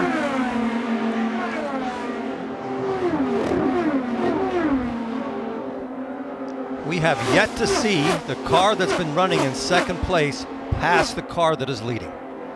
When Carpenter was ahead, Power did not pass him. When Carpenter is behind, he couldn't pass Power. Except on restarts. On restarts, but now we're past the restart. Whenever they get going and they're in a rhythm after 2 or 3 laps, the leader goes away from the second place. Although Rossi sure does look strong in the middle of the corners. Interesting, this week I was doing a bit of a poll asking drivers, do you think, unlike other years, a driver will start to be able to pull away and get away from the guy that's in second? Half the field said no way, and some of the other guys said, I think that's possible. So it's going to be interesting to see how much of a gap a guy like Will Power can stretch out here. You look back through that running order at the top of the screen. With all of the cautions and accidents that we've had, the different pit stop schedules that we had going during the long green flag run that have now kind of come back together because of the series of yellows, some people have really benefited and made the most out of it. First of all, by missing the wrecks, but like Graham Rahal, for example, another one, started 30th. He's running in 6th place right now from way back in the field. And that's by being very smart on the racetrack, working with the team that we talked about to make the car better, has struggled with an ill-handling car all week. But now that United Rentals machine with Graham aboard is doing a tremendous job and putting himself in contention. Nothing Rahal does in the race surprises me. He is like a tiger when he has to catch up. Another one that's had a similar race, started in the back, but they've worked the circumstances. J.R. Hildebrand in the 66. Hildebrand started the race back in 27th place. He's now running in 10th in that blue and orange and white car right there. So Hildebrand for the Dreyer Reinbold team, Indianapolis-based, running only the 500. They've worked it well, and there he is. He always seems to find himself in the top 10. Last year he was in the top 5 and then got a late penalty for a problem and had to do a pass-through penalty that dropped him back to 15th. Very smart race driver. You can almost say like he's an engineer in a way, because the way his mind works. He did tell me earlier in the week that it has been more difficult coming here, as a part-time driver, but also with a part-time team. So give them full credit to be where they are now on the grid. When will the last pit stops happen? Who will make the first move? And don't forget Scott Dixon back there running 2 seconds slower than the leaders every lap, saving fuel. Will Power pits out of the lead here at the 102nd running of the Indianapolis Motor Speedway Indy 500. A 6.6 second stop. He is back out, trying to get back into the lead of this race. Marco Andretti, Joseph Newgarden pitted the lap before. J.R. Hildebrand the lap before that. Here's Ryan Hunter-Reay ducking out of 4th position. Tony Kanaan following in. Jan?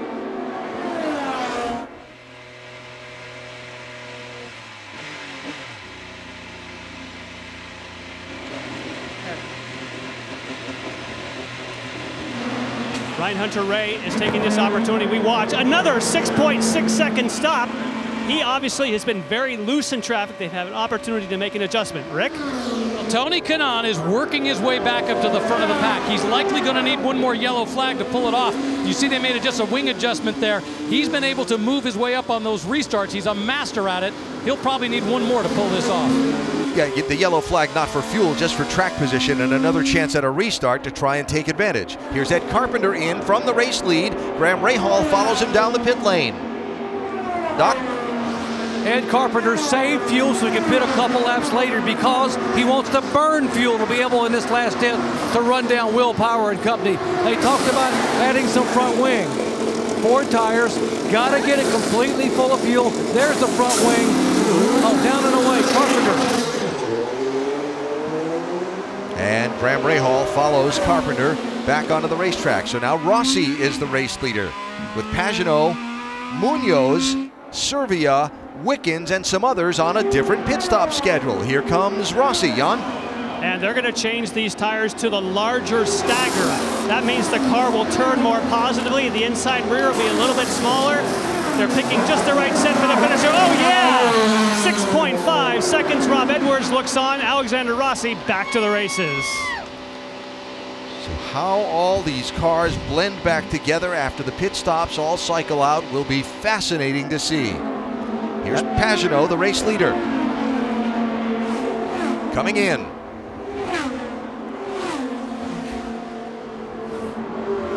A pit road speeding penalty here would be a killer. Don't do it. Carlos Munoz takes over the lead. Pagenaud all the way down to the other end of pit lane to Team Penske. Well, Simon Pagenaud, back in 2015, had a killer car, a car he thought could win the race. He was actually playing with the field, but he made a mistake. He clipped another car. His goal today, not to make a single mistake. A little bit longer stop, though, a full second over his teammate.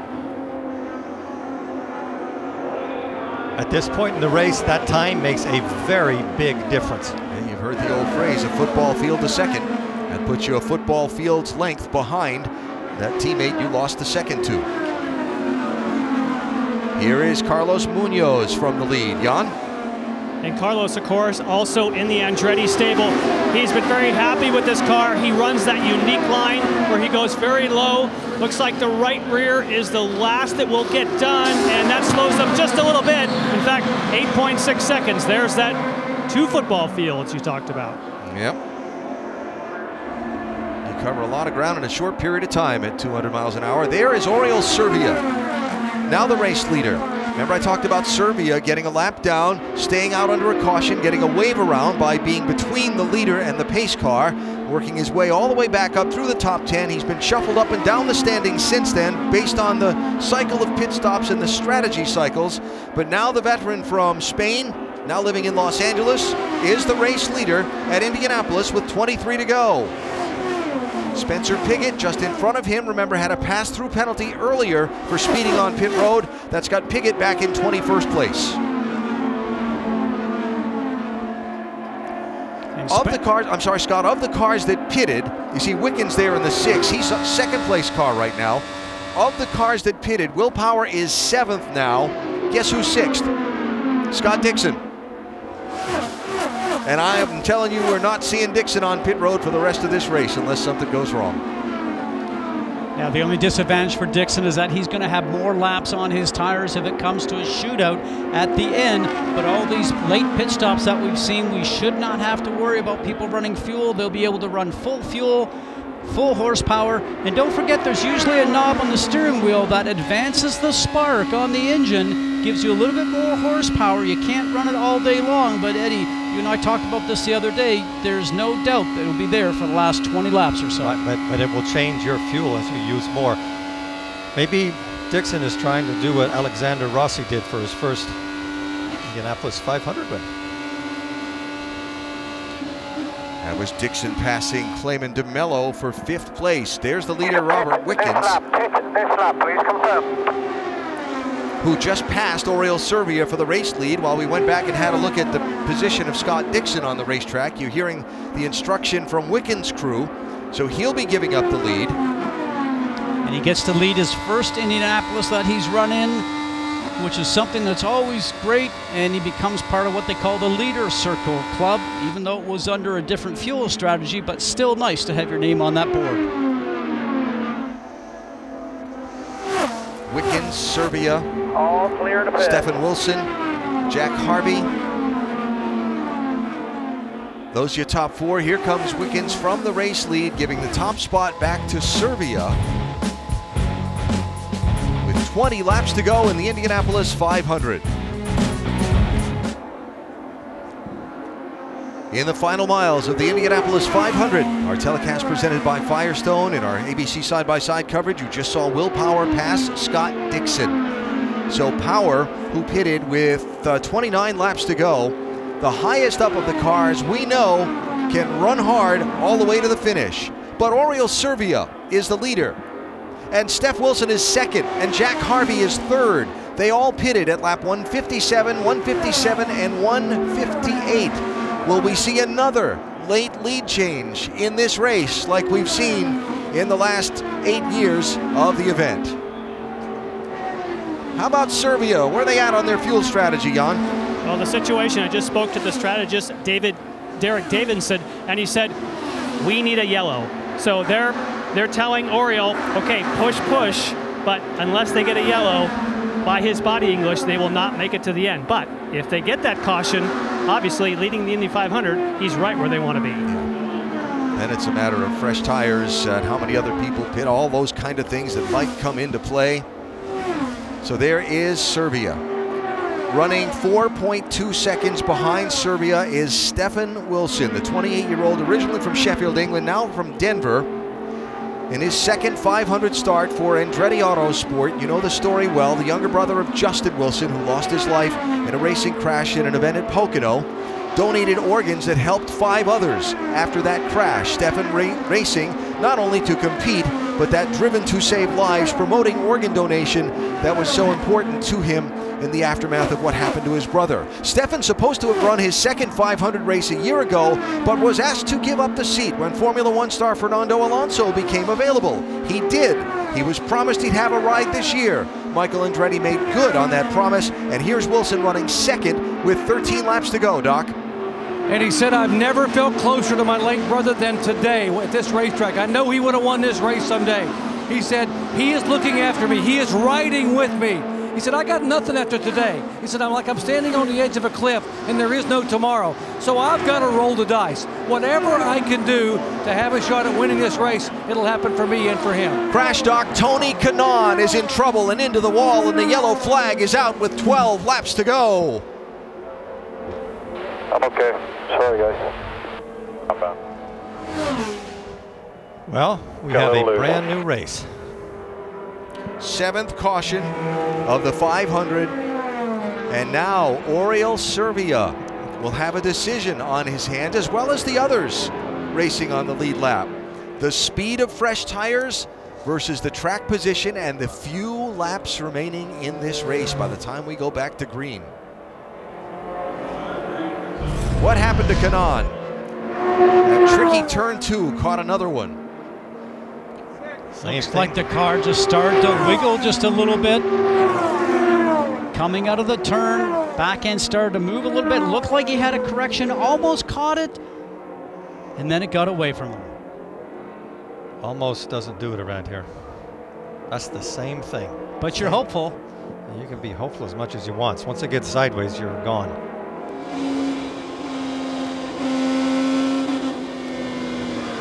Oh, you heard him be aggressive on the accelerator. He was looking for a draft going down the stretch, down into turn 3, hoping to make up some positions, and it didn't work out.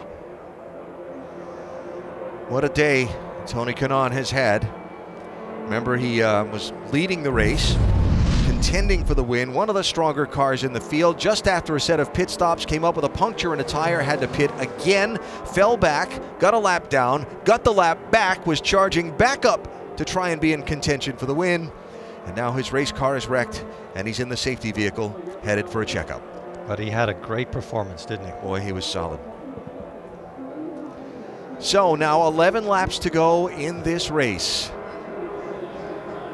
On the lead lap, there are 19 cars.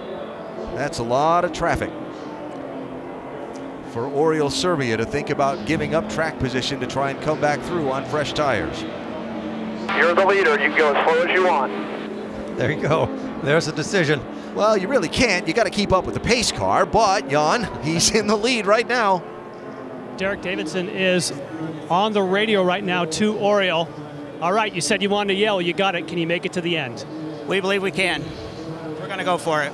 So the last word was save, save, save. Right now you save under caution. Will he have enough to hit the go pedal if he gets the pressure from behind? Yeah, we believe so. Yeah, we think we're good. Wow. Exactly what this team wanted for Oriol Servia. And who knows how this will play out. If you think a couple of those other restarts were wild, you haven't seen anything yet. I think there's a very good chance we might have another yellow. Oh, this is going to be nuts. These cars are so difficult to drive right on the limit. They keep catching everybody out. To catch a driver like Kanaan out in turn 2, it takes a special set of circumstances. Well, when you look at Servia, Wilson, and Harvey, your first 3, then behind you, when you look in the mirrors, and you see Will Power, Scott Dixon, Ed Carpenter, Alexander Rossi, Ryan Hunter-Reay, Simon Pagenaud, not only champions there, but Indy 500 winners. You think that they're not going to be coming out? I look for 4 or 5 wide going down in turn 1 restart. And now Dixon does not have to go slow because he's got some fuel back in the tank, and he can go as fast as he wants, and that'll make a difference. And then there's Will Power, one of the dominant cars of the race, sitting there in 4th, Rick. In fact, his strategist, John Boslog, was just telling him, you've got plenty of speed, plenty of power. Let's talk about what he's going to do on this restart. Can he get by these 3 guys? We think he can. He was running really quick.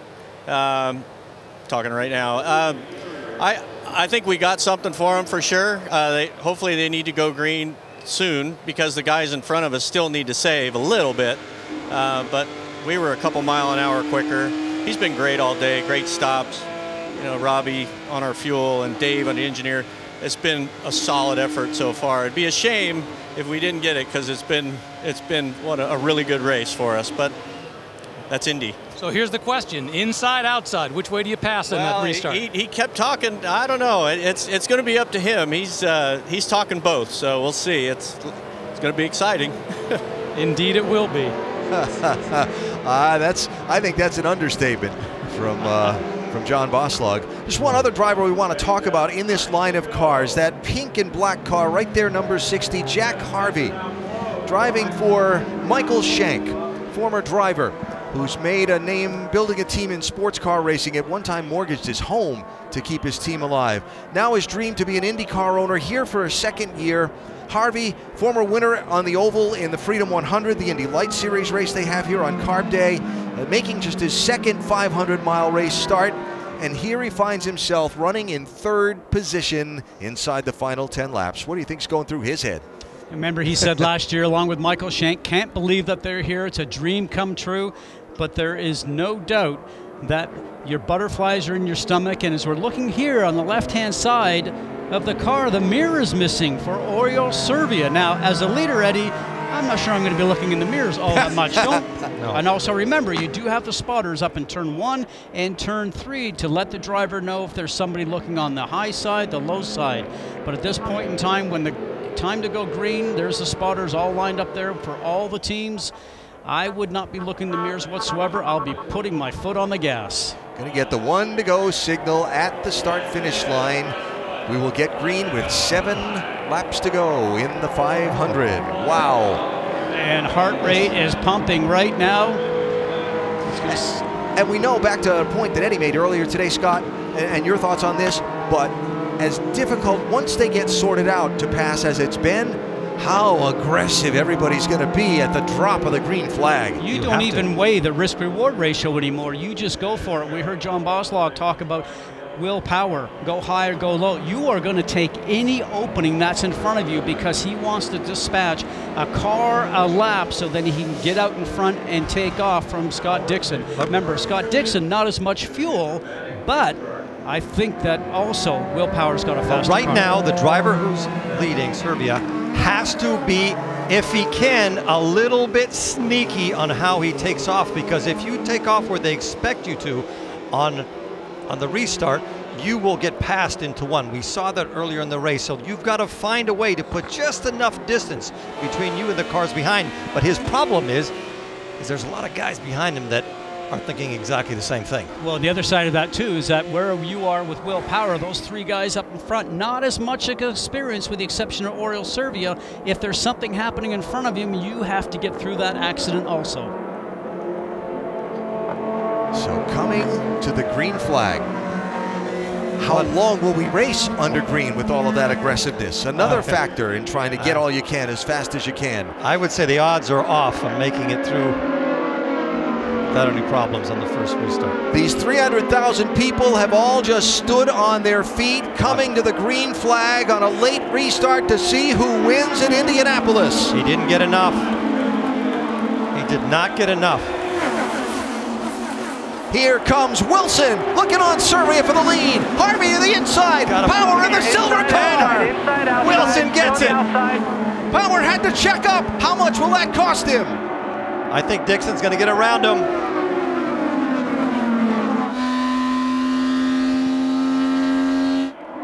Stefan Wilson leads the Indianapolis 500. Unbelievable.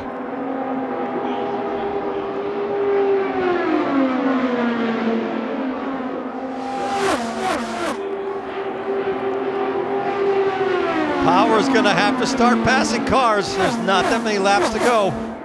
Got to get around Serbia quick here. Power looking in the draft. Breaks to the outside and he'll get to 3rd place. 6 laps to go.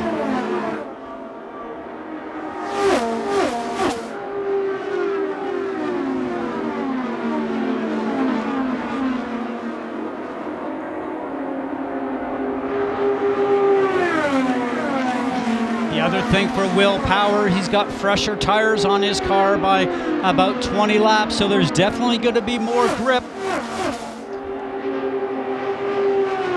He's almost close enough to make a pass at the end of this lap, but not quite. Needs another 6 feet. Power tracking Harvey, going to look, won't have it in this set of corners. Now it's all about timing. Sit back here for a little and then get on the gas. Watch the throttle.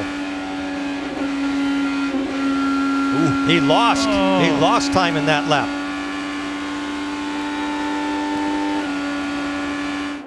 His right hand went down to make an adjustment on the anti-roll bar to change the handling of his car. What a story for Stefan Wilson. Does he have enough fuel?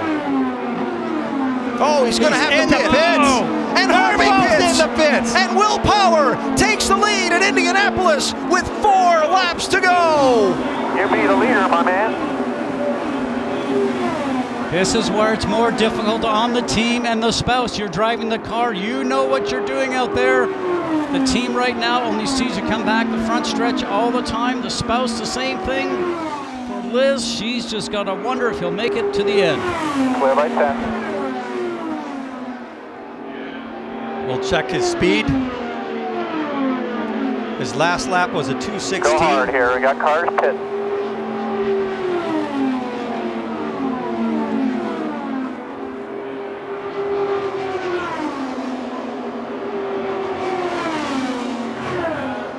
3 laps to go. That lap was a 2:20. Which, compared to the race pace we've seen for a lot of the days, is blistering. Is really fast. And the car that's following him just did a 2:16. This is Power's race. Will Power, for a number of years, talked about having difficulty managing the mental aspect of racing, the pressure situations, had difficulty with that. Got himself into position to win a championship, had to lose one to win one, finally won that championship. Then the oval track racing. People said he's not a good oval track racer. He's a supreme road course racer. He worked on it, losing out to Montoya in 2015 here, but finishing second. Springboarded Will Power's confidence level at this racetrack.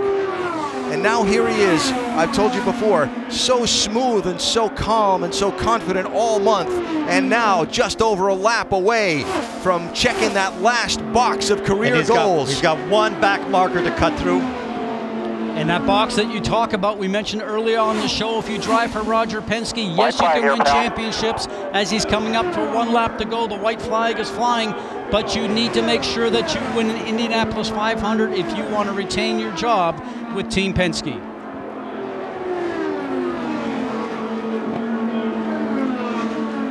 Clear by 40. The lap car is Charlie Kimball. You hear the radio call, clear by 40 car lengths, 2 corners to go. Fans on their feet waving and cheering.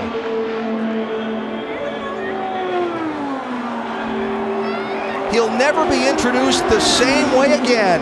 From now on, it'll be Will Power, Indianapolis 500 winner for 2018. Checkered flag, Power and Penske win it.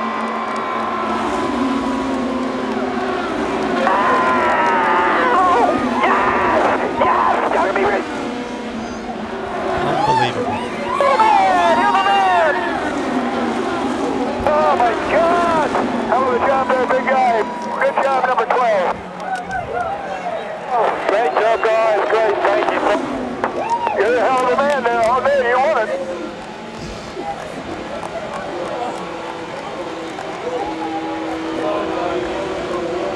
Roger Penske on the radio. His wife Liz enjoying seeing her husband become the 72nd driver to win the Indy 500. Doc. Liz, he just won the Indy 500. Your emotion. Oh.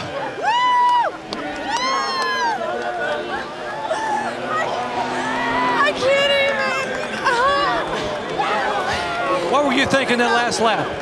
I knew he could do it. I had kind of a weird calm. Normally I'm really rested, but I knew we could. And the guys, the team, not without them. I mean, but that last lap, I'm thinking, okay, all right, I can breathe.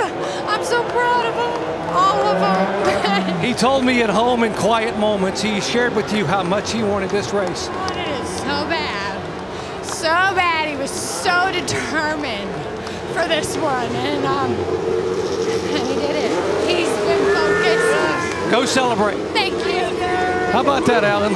Liz Power's husband is an Indy 500 winner. I think we saw earlier from Al Unser Jr. Said it's Indianapolis, you just don't know what it means. Well, that's a good illustration right there.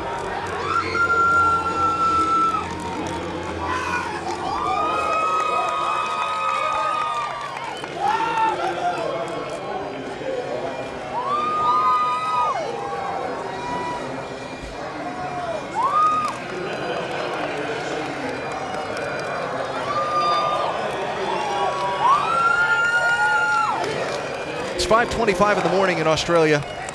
I bet you there's a lot of folks up and about, cheering and about to start a big old day-long celebration.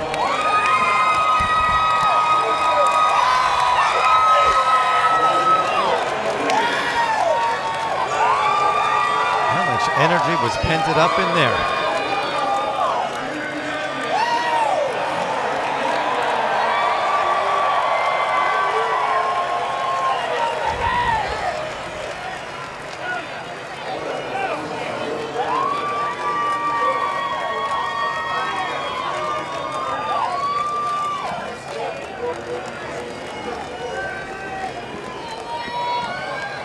20 years ago, that was you. What does that feel like? That's a hard one to answer. It's like your world just starts all over again. I'm so glad I got to witness him winning.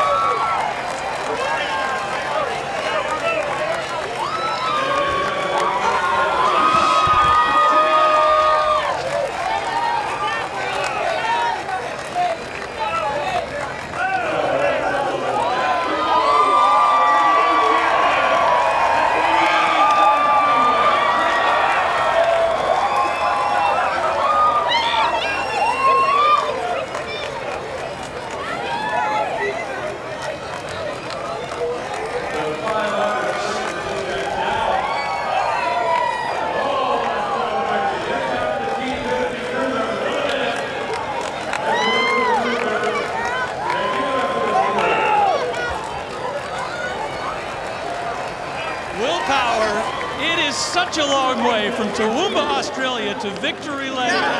He gets a hug from Simon Pagenaud. Let's talk about what this means. What a long journey you've had to this place today. Man, I just can't believe it. I changed my attitude a lot after Barber. Very positive, had a great month. I just can't believe it. I got to thank Roger Penske, Verizon, and my parents for allowing me to get to this point. This is just, I can't describe it. I feel like collapsing, I want to cry. Oh my God, I couldn't stop screaming on the radio. I can't believe it. All right, so you're leading with just a handful of laps to go, and the yellow flag comes out. What's going through your mind? I'm just like, I have to get these guys. I don't know how much fuel they got, but I'm just, this is a restart of my life. And then I go on and to pit, I'm like, man, I think I'm going to win this. I was screaming on with one to go, screaming like, man, I got this. Unbelievable. All right, you've had some low moments in your life, things that got away from you. We were so close. Does that make this so much sweeter for a guy who's at your age, 37 years old, to win this Indy 500? I was wondering if I would ever win it, and thoughts went through my mind during the month, I guess. It's like, my career, I've had so many wins, so many poles, but everyone always talks about the 500, and I won it. I just couldn't imagine winning a race in front of a crowd like this. This many people, it's just amazing. What an event. I love it. Well, the Borg Warner Trophy's behind you. Your face is going to be on it. Congratulations, Will Power.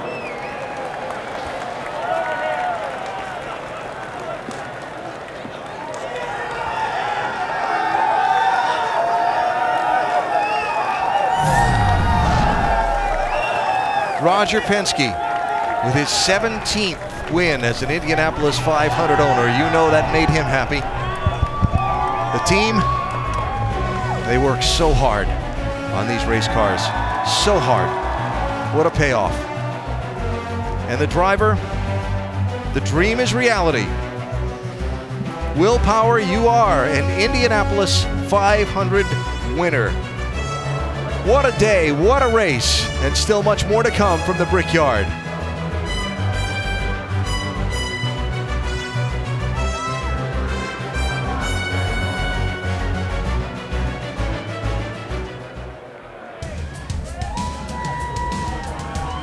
Will Power started this race in the 3rd position, led 59 to the 200 laps, and led the one that counted the most. Will Power, the Firestone Durable driver of the race. You have a feeling from some of the reactions that we've seen that this one might be celebrated for a little while.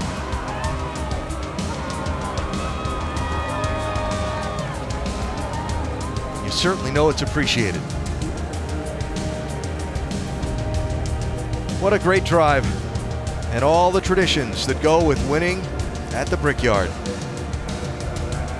Will Power with Team Penske President Tim Cindric and the captain himself.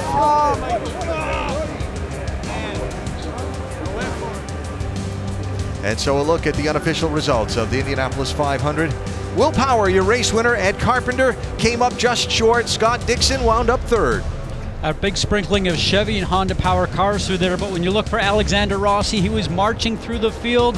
Would have been any different if you had just a few more laps. Marco Andretti, another brilliant drive by him, but never gets. But what I was really impressed with was Stephen Wilson. He came within very few laps to finish in the top 3. And the drivers who had difficulty in the race, number of drivers with crashes, including Kanan, Castroneves, Bourdais, and Danica Patrick's final race wound up in the wall off of turn number 2. Final 3 finishers. Ed Carpenter with his best finish in the 500, but it's not the spot he wanted, Jan. And Ed Carpenter with the day. Normally, second place in any other race is almost like a victory, but you tasted this one. You were so strong in the beginning. What happened later on? I'm not totally sure. I mean, we lost the lead in one of the pit sequences, so I'll have to look at the data and see if I had a bad in lap. Thought the guy's stops were great the whole time. There was one of that laps I kind of caught a weird string of traffic, you know, and that's all it takes. You know, track position was so critical. You know, late into the race, everyone was saving fuel, and I knew the guys were telling me Will and Simon were like a lot better than me at that point. And the first restart we had when I was behind him, I had a good run, and I think I could have passed him. And I was like, I'll just sit here and save some fuel and work on him on the exchange. Then we got all those yellows, and then it made it not a fuel race anymore. So that's the one moment, kind of in hindsight now, where I kick myself. But in the moment, it seemed like the right decision. But in hindsight, I should have just taken an opportunity at track position and worried about fuel after the fact. But yeah, like you said, it's in a couple days I'll feel better about this finish. You know, I'm still extremely proud of the entire Ed Carpenter Racing team. You know, I think we had to have been probably one of 2 guys most consistent, you know, day in, day out, different conditions this month. So proud of that. Wish my teammates could have been up there a little bit more as well, but it had been a while since I had a top 5 here. So feels good to finish in a good position. Really happy for Will. You know, he and I talked quite a bit for competitors, and when he first came here after the unification, he hated ovals, and now he loves them, and he and I love racing together. Someday he might drive for me. I don't think we have a tampering rule in IndyCar, but congrats, Will. Job well done. Thanks. Fun. I think this is going to be a popular win in a lot of areas. It sure is in victory lane. Will Power, the winner of the 102nd Indianapolis 500-mile race. More coming up. Back live at the Indianapolis Motor Speedway, Will Power, his wife Liz, his family on the traditional victory lap around the speedway in the convertible, live on the public address system. So all the fans around this massive speedway can see the winner and no doubt see the joy on his face as Will Power has scored his first win in this great race. Wow, what a day. Where to start summing it up? What are your final thoughts on the 102nd 500? What a popular winner. I know in Australia they'll be drinking a lot of beer the next 2 days because they do know how to party. But it was amazing. The end was unbelievable. Yeah. It was just something else. And the cars were so difficult to drive. I think they brought the cars back to where they need to be.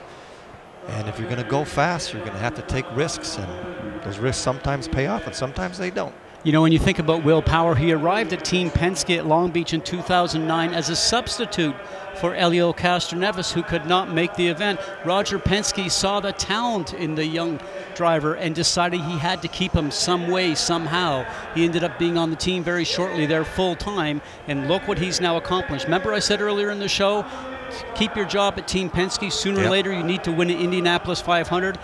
I think Will Power can rest assured. He picked him.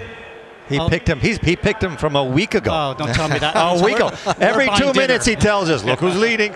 Look who's leading. Our driver expert here. Will Power had a calm about him. You heard him mention it earlier, but he had a calm about him all week. Every time you talk to him, while other teams are trying to figure out the balance of the car, what to do, he's, yeah, we're good. We're right there. We have a good feel. I'm confident. It's good. I mean, riding confidence like that all week long, you saw it in his driving, particularly on that last restart when he had to have it. And now look at him taking the trip around the speedway as the winner of the Indianapolis 500. Well, he's always been very fast, but as you mentioned during the telecast, Alan, he's now very focused and he does not make mistakes. For a driver, I think that the talent that he has, so many race wins, so many poles, there's going to be more championships and maybe more Indy 500s ahead of him. My favorite shot is when he was in the winner's circle and they focused on his eyes. Yeah. He looked like a crazed animal. He was just so full of energy, like I couldn't believe it. Well, it's terrific. Awesome. It was great to see.